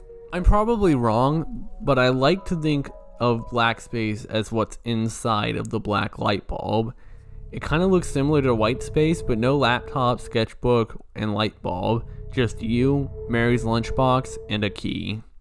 Going through a door causes you to enter these endless areas with all sorts of strange objects strewn about randomly. Now this is Yume Nikki. We find that white-eyed Basil again, now known as Stranger. It talks to Sunny rather than Omori here, almost like that kind of feeling when a character isn't talking to your playable character, but to you, but in this case, Sunny. Stranger asks if the world built on top of this one was made to hide this place, before leaving, giving us some time to explore around. It's kind of crazy how a game that goes from looking like this can end up like this. It definitely tilts on the two extremes a lot more than things it may have been inspired by do. If you want me to tell you what all this imagery means and all that stuff, well, we grab a key, causing those hand things to spawn in, taking you back to the hub. These were in white space too. The next room I entered had some squares that flashed a lot of different bright colors, and you gotta be dicking me if these pointless squares are the reason you had to put the whole photosensitivity warning in your game. I don't even know why these are here. Some pretty cool things to be seen here amongst the madness. Grabbing another key and dipping into black space, we find a sketchbook again. Some pretty cool drawings in here. I find this one of someone, baby Mary, in bed with this cat-like man standing over her like some sleep paralysis demon to be pretty cool. There's a lot of cat imagery in this game, and I'm honestly not sure where it ties to much other than the fact that Sunny had a cat. This town area actually has a pretty cool jump scare if you knock on the doors. I'm sad I missed it.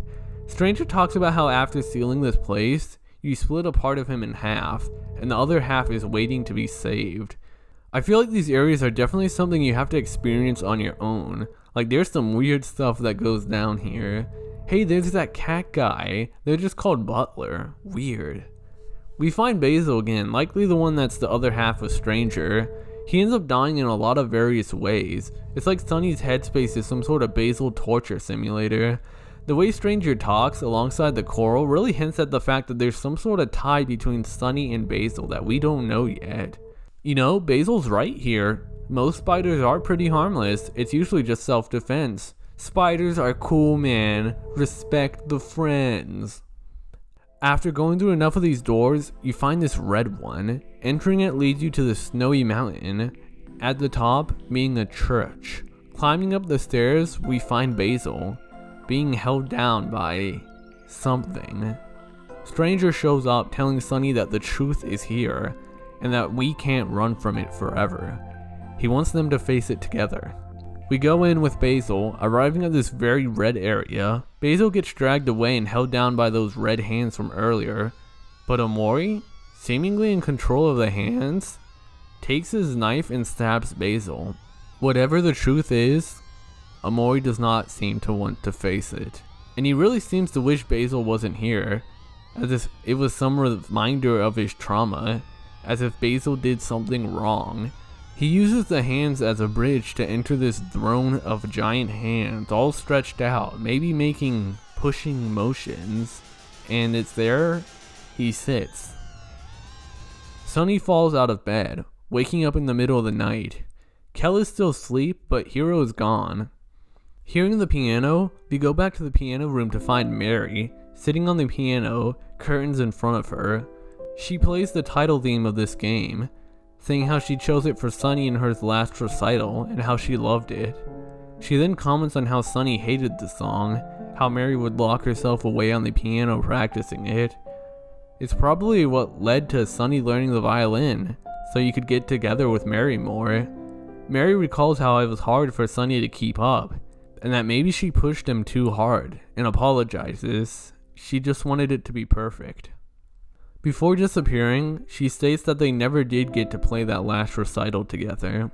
Hiro shows up, saying he swore he heard some music, which makes me wonder if this is really Mary and not some sort of vision of Sunny's he's using to help him cope.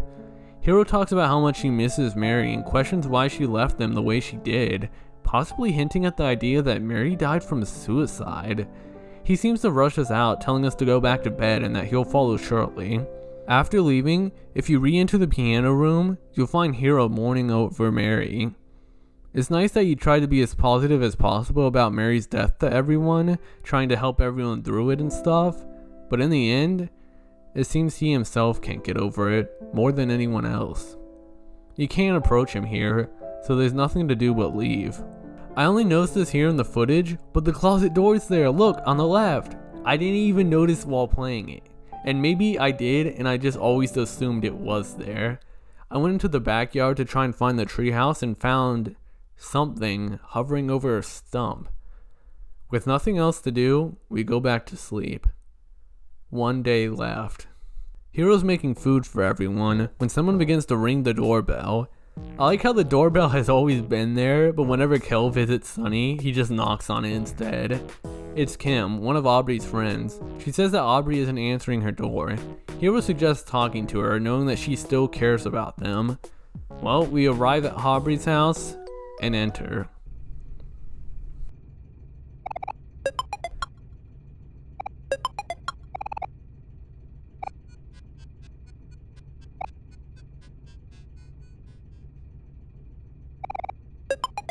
It appears Aubrey lives in the attic, the house being so cheap that it's falling apart. It's here we find Aubrey. Using his powers of niceness, Hiro greets Aubrey, who tells everyone to piss off. Hiro asks, wanting to hear it from Aubrey, what happened yesterday. This sparks an argument between Kel and Aubrey, to which Hiro breaks up, calling this just your typical Kel and Aubrey fight. It's nice to see reflections of these characters from their younger dream selves. He tells them to both make up, just like they always do, even if they all know it's not really that simple this time. Hiro walks forward to the bulletin board and sees pictures tacked up. Hey, these are the missing photos of Mary. Aubrey says that there's all she has left of Mary, and maybe it was selfish, but she needed them. Aubrey's surprised to find out we still have the photo album after she threw it away, and we gather around, ready to put the album back together. In one of the most unforgettable moments in this game, we begin to place back all the missing photos of Mary, while Mary's theme plays. God, that's so good. All of these photos have Basil's thoughts, descriptions. It just kind of shows how much people loved Mary, especially Hiro. I think looking at these photos really gets you to understand why he cared so much about Mary. Some of the last pictures shown here are that of Sunny and Mary practicing for the last recital that we know ultimately never happened. Hiro points out that it looks like there's still one photo missing, but hey, you know what? I'd say it's close enough to being finished. Aubrey and Kel apologize to each other, and it seems like everyone is friends and happy again. Hiro says all we need to do now is check up on Basil, telling Aubrey that she needs to apologize, to which she agrees. Man, we finally got the party together after all this time. We went from this fake dream world party to finally getting the real deal. Saddest thing I didn't know is that it turns out you can actually tag in the normal world with the full party. I had no idea, but you get all these new pictures. It's so cool. And yeah, the group just kind of hangs out together. It's nice getting to see these characters interact, because we only really got to see it in the dream world where everyone was younger. We attempt to visit Basil, but Polly tells us that he's currently at the hospital visiting his grandma, who isn't doing so well. She said we should come back later. The group comes together to say that while it's Sunny's last day, he should call the shots on where we end up going, with the plan that when things cool down later on, we could visit that treehouse in the backyard. So yeah, I screwed around a bit, I'll admit it, I'm a bit of a screwer, you know. Most importantly, I visited Mary's grave, and I gave her some flowers. Everyone talks and gives their word to Mary as Hiro sets down the flowers. Lily of the Valley, the same flower Basil compares her to at the start of the game. And well, with everyone together, we have one last picnic with Mary.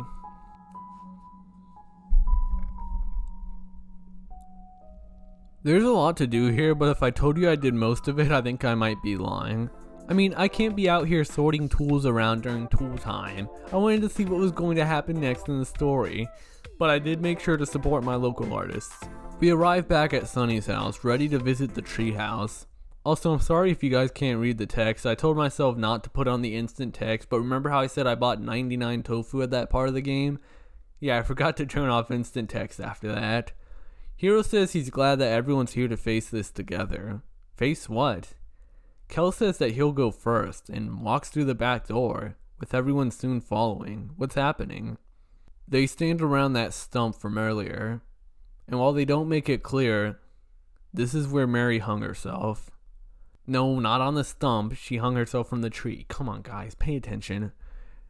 Everyone recalls the day of Mary's death and how they were getting ready for Mary and Sunny's recital later that night.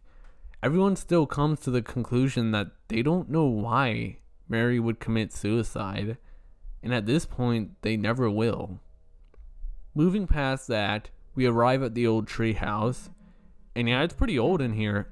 The group goes to different parts, remembering when they were young, Aubrey going to Mr. Plan Egg, the plush she uses in battle in the dream world, and Hiro goes through his cookbooks, his cooking skills he also used in battle, all things left behind in the past that Sunny's been living in. In front of Sunny is a picture.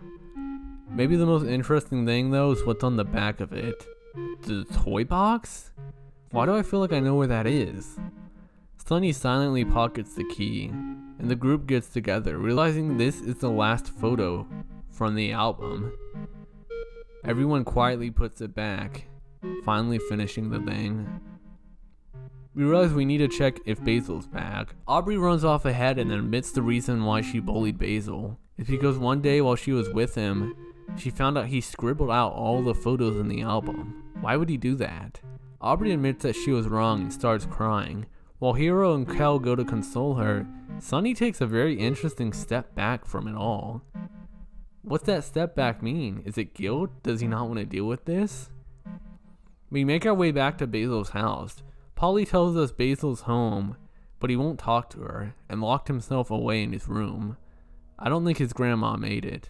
We try to talk to him, but it seems like nobody is able to get to him, so the group decides to spend the night there. Everyone goes to sleep, and now, the truth is about to be revealed.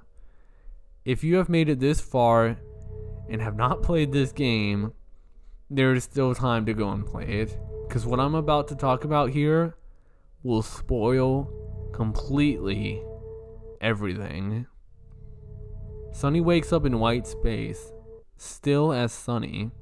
Omori simply watches as Sunny grabs the black light bulb, the thing hiding ideas, hiding the truth.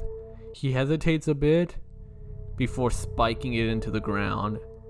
The truth is out now, no longer being hidden to protect Sunny. He encounters something again, and goes through all of his fights against his fears, using his abilities he's learned. Before finally, he's brought to the one fear that he hasn't gotten over. A blurry something is swaying in the wind. Sunny calms down, no longer afraid. He focuses. What's in front of him is now clear. Feeling like his life is in danger, he persists. He continues to persist as his body screams out in pain, lungs tightening, heart rapidly beating. He calms his body down, and gathering all of his courage, he overcomes.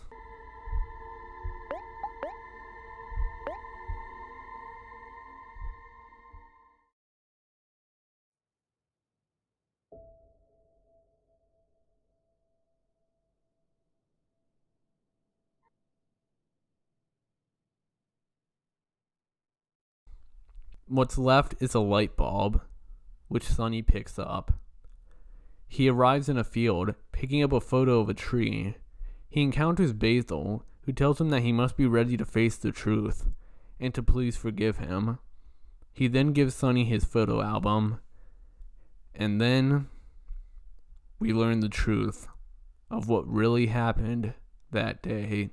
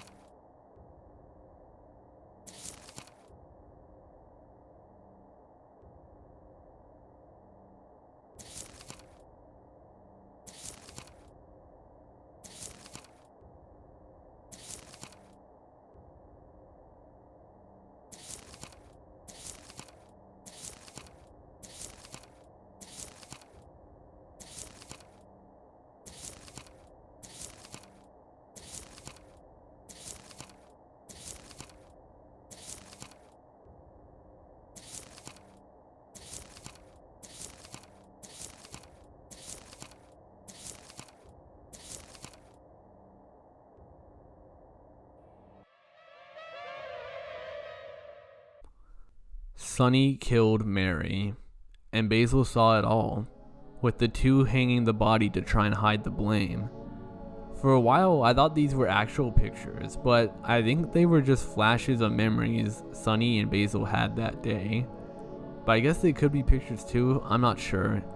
I guess the reason that Sunny and Mary got into the argument that led to her death is that she was pushing him so hard on his violin skills, something he learned just so he could play with her. All the tutoring and all the practicing, it just got to him. Sunny threw his violin down the stairs, breaking it, and when Mary got mad at him for doing so, he pushed her out of the way, down the stairs and onto the violin. And that something shape, that weird creature we've been seeing throughout the whole entire game, is Mary's eye peeking through her hair while she hanged. Something that has haunted Basil and Sunny ever since that day. Sunny wakes up. Everyone's still asleep and he has a choice. Go back home, go back to sleep, or save Basil. So I went back home at first because I wanted to check out the toy box before confronting Basil, but then halfway through I decided, nah, I should check on Basil first. Little did past me know, I pulled the hidden gamer move of dodging the bad ending. In fact, even trying to enter the closet with the toy box, the game states that there's nothing there, and it promptly disappears. So we go to Basil instead. Basil says that day, when Mary fell, he says he believes Sunny didn't do it. That something pushed Mary down. Sunny wouldn't do that. Sunny's a good person. There was just something that was behind him that did it. Basil gets mad that Sunny is leaving tomorrow and stops them from trying to leave his room. He states that they are surrounded and that there's no way to escape it, is there? He doesn't want to be left alone again and tells Sunny that something is back, and that something killed Mary, and that something ruined the photos, revealing that it was Sunny that scribbled out Mary's photos. Basil kept his mouth shut. He took the bullying because he didn't want people to think that Sunny did it. Because it wasn't Sunny, it was something. Basil vows to save Sunny once more and protect him from that something that is behind him, promising that he will get rid of it once and for all. And the fight begins. This fight is messed up.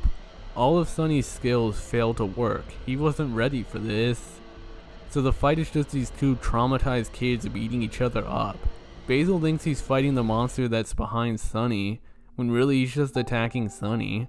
Meanwhile, Sunny is just trying to defend himself by attacking his friend that has been protecting him all this time. The energy bar from the dream world is now here as a heartbeat monitor, increasing as the fight goes on. When it hits 10, the waveforms begin to spell out everything is going to be okay as the two begin to violently attack each other. The number on the heart rate monitor rapidly changes as Sunny is stressed out. The fight goes on, ending with the two getting knocked out, both pretty heavily injured. Ambulance sirens fade out as Sunny wakes up in a dream world, the key to the toy box still in hand. He's in a dreamlike version of the faraway town and meets Basil in front of his house.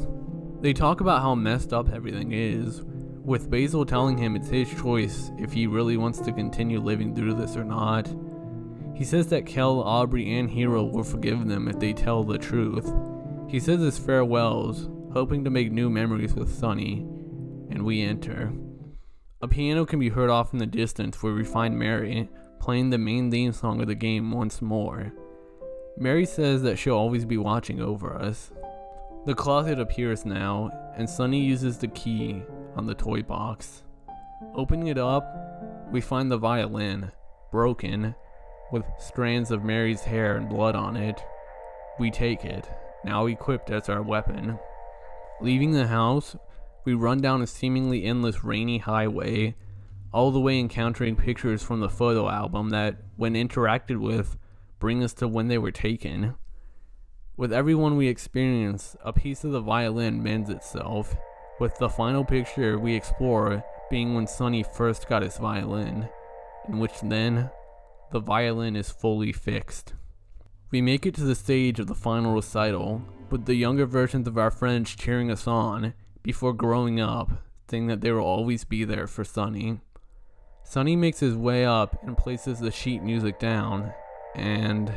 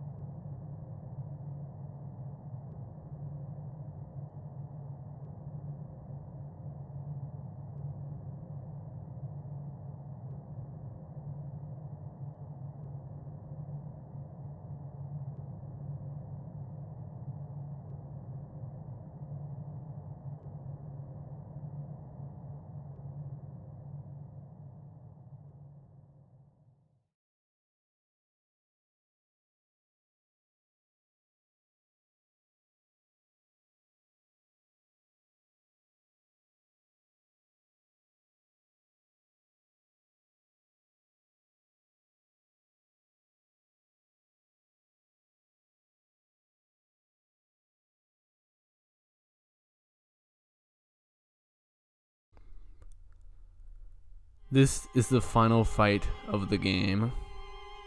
Omori. I'm not sure if this is mentioned anywhere, but Omori is the name of the song Mary and Sunny were going to play at the recital, which is why that word could be found on the piano. This fight is beautiful, to say the least. Sunny armed with his violin, and Omori with his steak knife.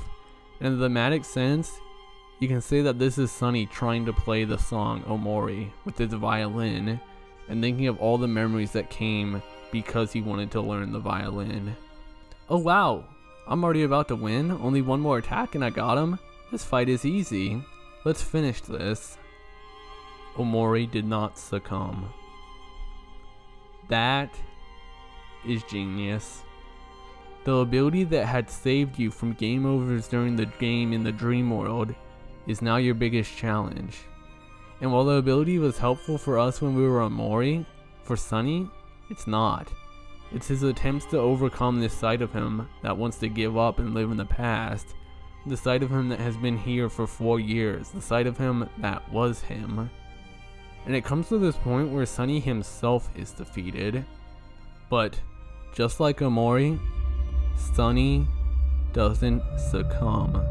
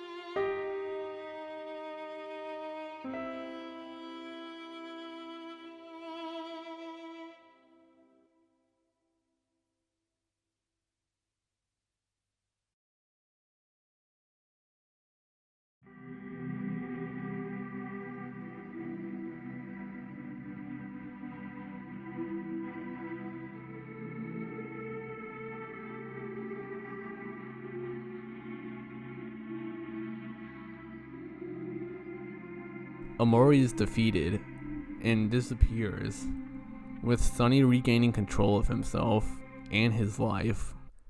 Sunny bows to the audience after his performance. He then wakes up in the hospital.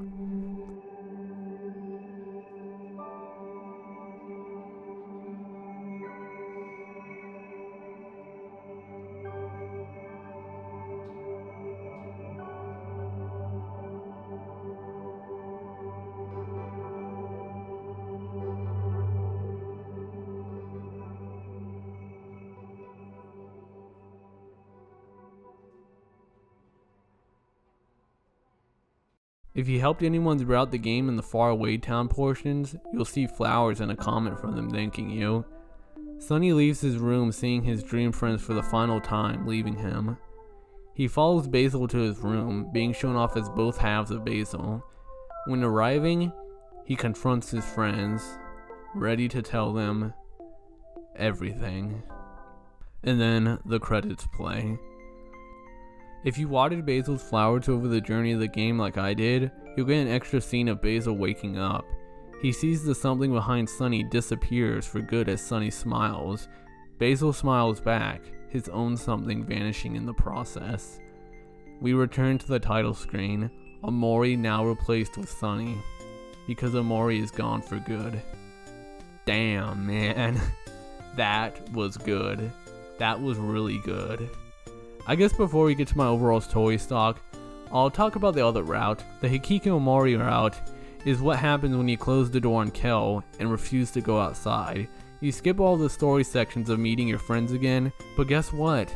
The dream world becomes a lot more fleshed out. Characters having new quests, there's new bosses, new areas, and it's even finished. Like, in the normal route, you never understand what these tentacles are for, and you can never actually get all the Hangman letters. It's like you were playing an unfinished game. But because the Hikikomori route is about abandoning the outside world and staying in your dream world, of course it would be better, more improved, because Sunny doesn't want to leave it.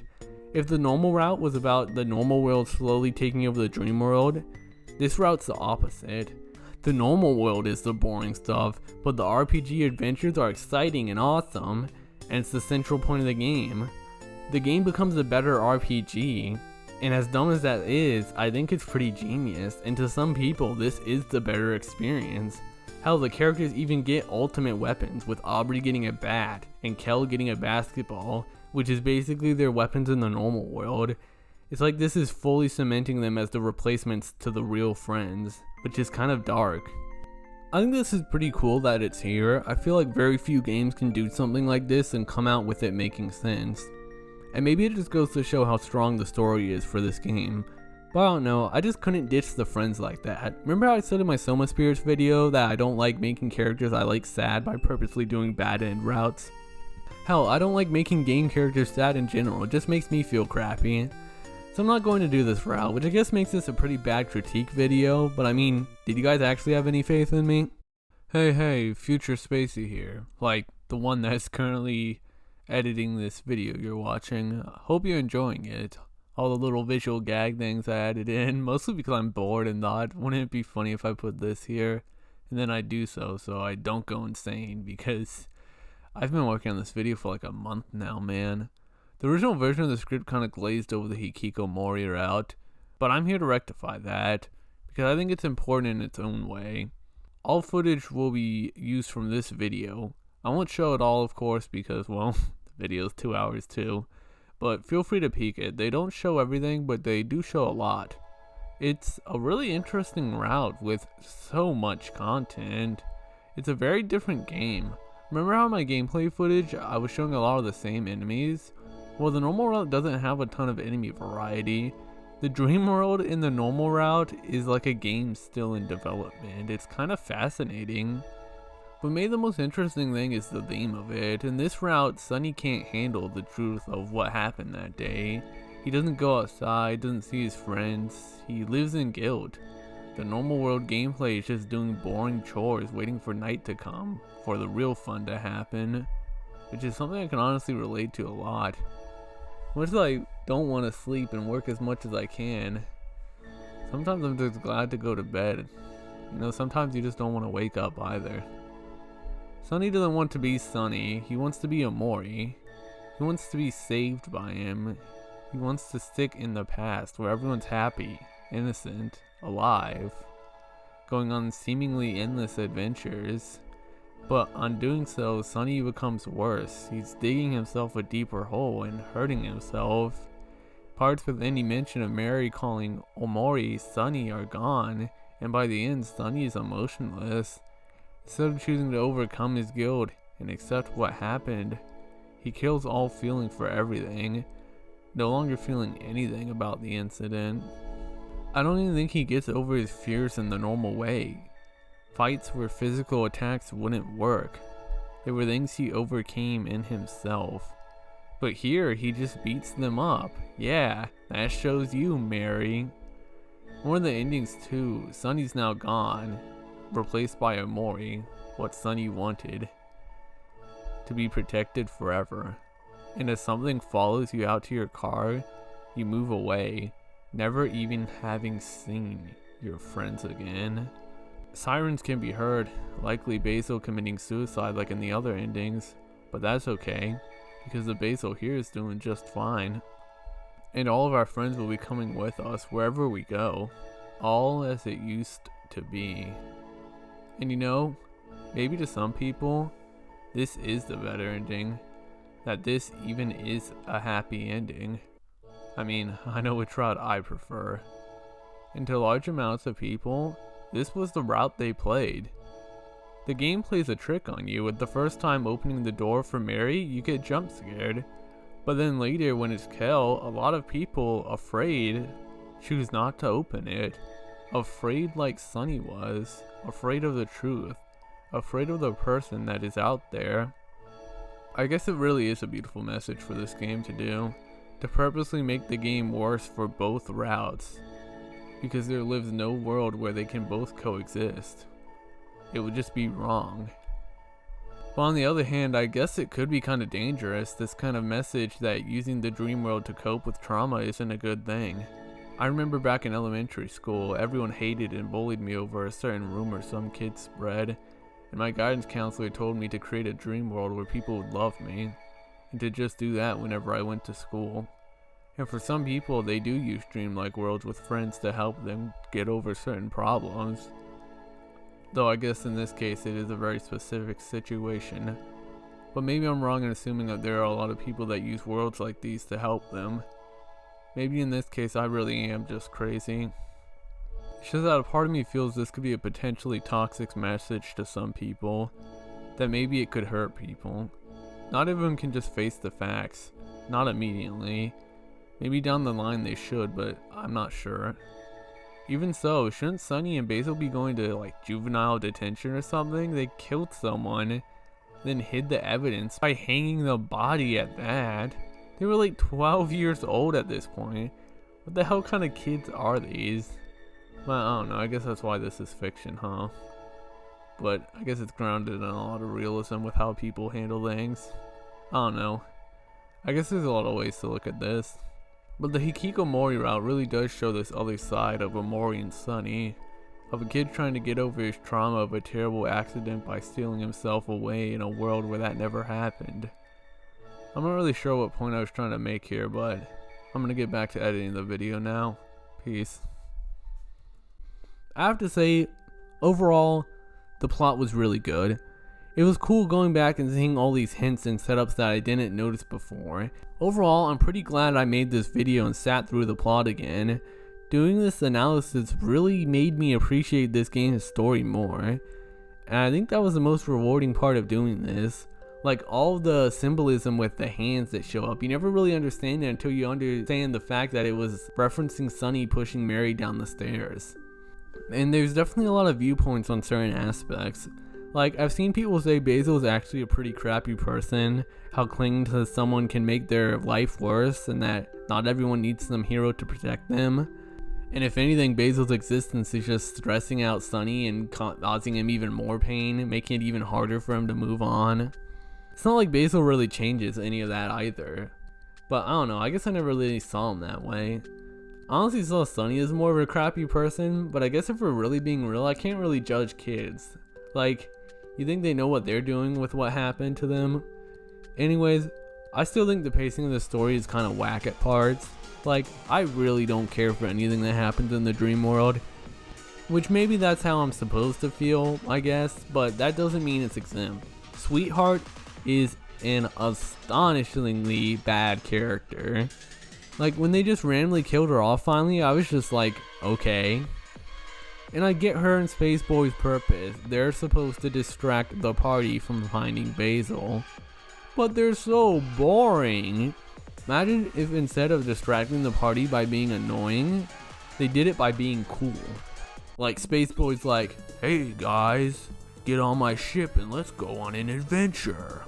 And then later you meet Sweetheart and she's all like, yo, you guys want to go to my crazy rich mansion and have a party? Then maybe while there, Space Boy shows up with his goons to fight for Sweetheart's love, and maybe you do this crazy mech spaceship battle like in the game. And yeah, that's dumb, but dude, it's the dream world. That's the crazy stuff and scenarios I want to see. Something that makes you go, yeah, this is way cooler than finding Basil. I don't want to find Basil, I want to do this. Something that makes you sad when you have to go back to the normal world, instead of me just waiting for all this dream crap to end so I can get to the part of the game I actually care about. It's not even like Sweetheart really distracts you anyway. She still leads you to a new area that Basil could theoretically be at. We would have gone here regardless of Sweetheart. I know I'm talking about it a lot, but she gets so much screen time and attention, but she's as flat as a metaphor of something flat. Her only big change is realizing that she can only truly love herself. Yeah, great character. And Spaceboy just gets tossed to the side. But you know the craziest thing?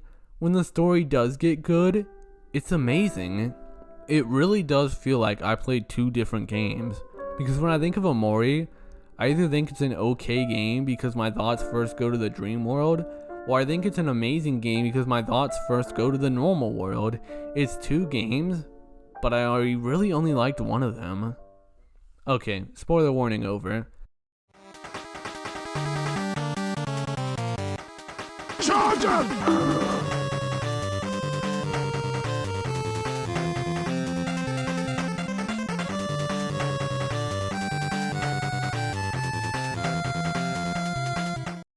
Omori's plot is amazing. Omori's music, visuals, dungeon design, puzzles, fantastic. Honest to God, some of the best I've seen in an Rpgmaker game. And if you don't know me, I kinda play a lot of those. So I was thinking for a while, why don't I consider this game to be amazing? Yeah, it's great, but I wouldn't call it like my top 20 favorite games of all time. And I think it's the pacing. I feel like the whole game suffered from it being stretched, which might have been because of how long it took to make it. Like the battle system? Good. But then it gets stretched to like 24 hours, and suddenly I feel like it overstayed its welcome. Like, isn't it weird that my favorite parts of the games are the ones where battling isn't the main focus? If I had to draw my enjoyment of Omori, it'd probably look something like this. If the middle was just cut out or made more interesting, I would have called this game godlike. But this is just a personal preference. I know I'm in the minority. I've heard of people putting hundreds of hours into doing everything in this game. Maybe you might be skeptical at first for an Rpgmaker game being $20, because there's some weird stigma on these kinds of games, but trust me, you're getting your money's worth. And I mean, we're getting games that cost $60 nowadays that don't even work, so consider that. That's why I like indie games like these. That's why I don't care that it took this game like 7 or 6 years to make. Because if these guys were rushed, we wouldn't have gotten something as great as Omori. Speaking from experience, I'm still coming up with insanely cool ideas for my game every day, and I'm 3 to 4 years in. If I was rushed, those ideas would have never happened. So hell yeah for this game taking forever. It's like that one Shigeru Miyamoto quote, man. Yeah, that one. Even with my grievances for the battle system, I think Sergeant M had a good point when he said that he's glad Rpgmaker horror games are embracing the RPG side a lot more with battle systems and such. Though low-key, I wonder if I might have enjoyed this game more without the battle system. That was a joke. I'm glad this battle system is here. I think it's really cool, and imagine the final boss of this game without the battle system. That made it worth it alone. But I hope this is the new direction of the modern horror RPG. It was always weird playing those old horror RPGs with no combat, and then you pause the game, and then you see this RPG menu with stuff like skills, items, character HP, and all that, but then you never actually get into a fight. I mean, there's been horror RPGs that have done it before, but it's pretty rare, and I'm not actually comfortable talking about that one that did. I can see why a lot of these don't have battle systems though. Fighting might take away from the fear factor. Like, the enemy isn't really scary if you can just engage it in a battle and kick dick. But Omori has a very unique premise, where the monster isn't really something that can be fought like that, and most of the battles are in this silly dream world. I'd love to see an RPG make the attempt of a more Resident Evil style approach, but I'm rambling about irrelevant stuff. I'm interested to see how these other games do it. I don't really have anywhere else to put this, but someone I follow on Twitter, Considerable Creativity, made this post, and this crap is funny, man. It's been on my mind for a while. I swear, this might be the greatest thing to come from this fandom. Excellent work, CC. So yeah, that's Omori. I know it's kind of negative, and some of you might think I didn't like the game, but dude, do you see the length of this video? This is like my longest video I've ever made. I don't do this for many games, although sometimes it's because I want more people to experience the game for themselves, like Soma Spirits. They're on the wheel. When that Cogdis fan remake comes out, I'm about to dump a 5-hour Cogdis video, and I know nobody's going to watch that. So yeah, believe it or not, I don't actually like working on long projects like these. That's called irony. And yeah, man, play Omori. It's honestly a beautiful game with an incredible story, cool characters, great locations, interesting gameplay, godlike visuals, and music. I guess the people who backed this game, and Rpgmaker fans in general, to them, Omori might just be a dream come true. Baby, you made it to the end screen. I'm losing my voice, so let's make this quick. Man, this one took a bit. No more long videos, Spacey, come on. I hope I did well. Part of the way through, I got pretty discouraged. A lot of people would think I didn't like the game. Thought my story analysis was like some quote-to-quote essay of everything that happened in the game, that it wasn't very interesting. I don't know. People probably won't like this video, but all I can hope is that I do. But hey, maybe this was the perfect time to make this video considering I can't really walk right now. Like, can you believe that crap? As soon as I finish Omori, I end up tripping and falling down some stairs. Like, that crap writes itself. I remember even after I fell and I had to crawl back up the stairs to get to my room, I remember laughing and thinking, I can't believe that, man. Life is so funny sometimes. Don't worry about me though, I only brought it up because I thought it was pretty funny. If the first thing I did after falling down a staircase is laugh, then I think I'll be fine. But yeah, I hope I did good for this. Did I do a good job? I don't typically do reviews where I go over the entire plot. I mean, I did this for Crescent Prism, and I kind of wish I did it for Bug Fables and Cogdis, but I don't know. Do you think this format's nice? I feel like if I just make a video quickly summarizing the game and my thoughts on it, just saying story's great but not touching more on that, it makes my video feel kind of hollow now compared to this. But at the same time, these 25+ minute videos gotta go, man, and so do I. This video is too long and I keep talking. I just keep making it longer. Is Lyndon the Lion next? Jimmy in the pulsating mast? Maybe weird and unfortunate things are happening? I'm not really sure if I even want to play an RPG right now. Who knows, baby? I'm in control and I don't know either. I'm out of here.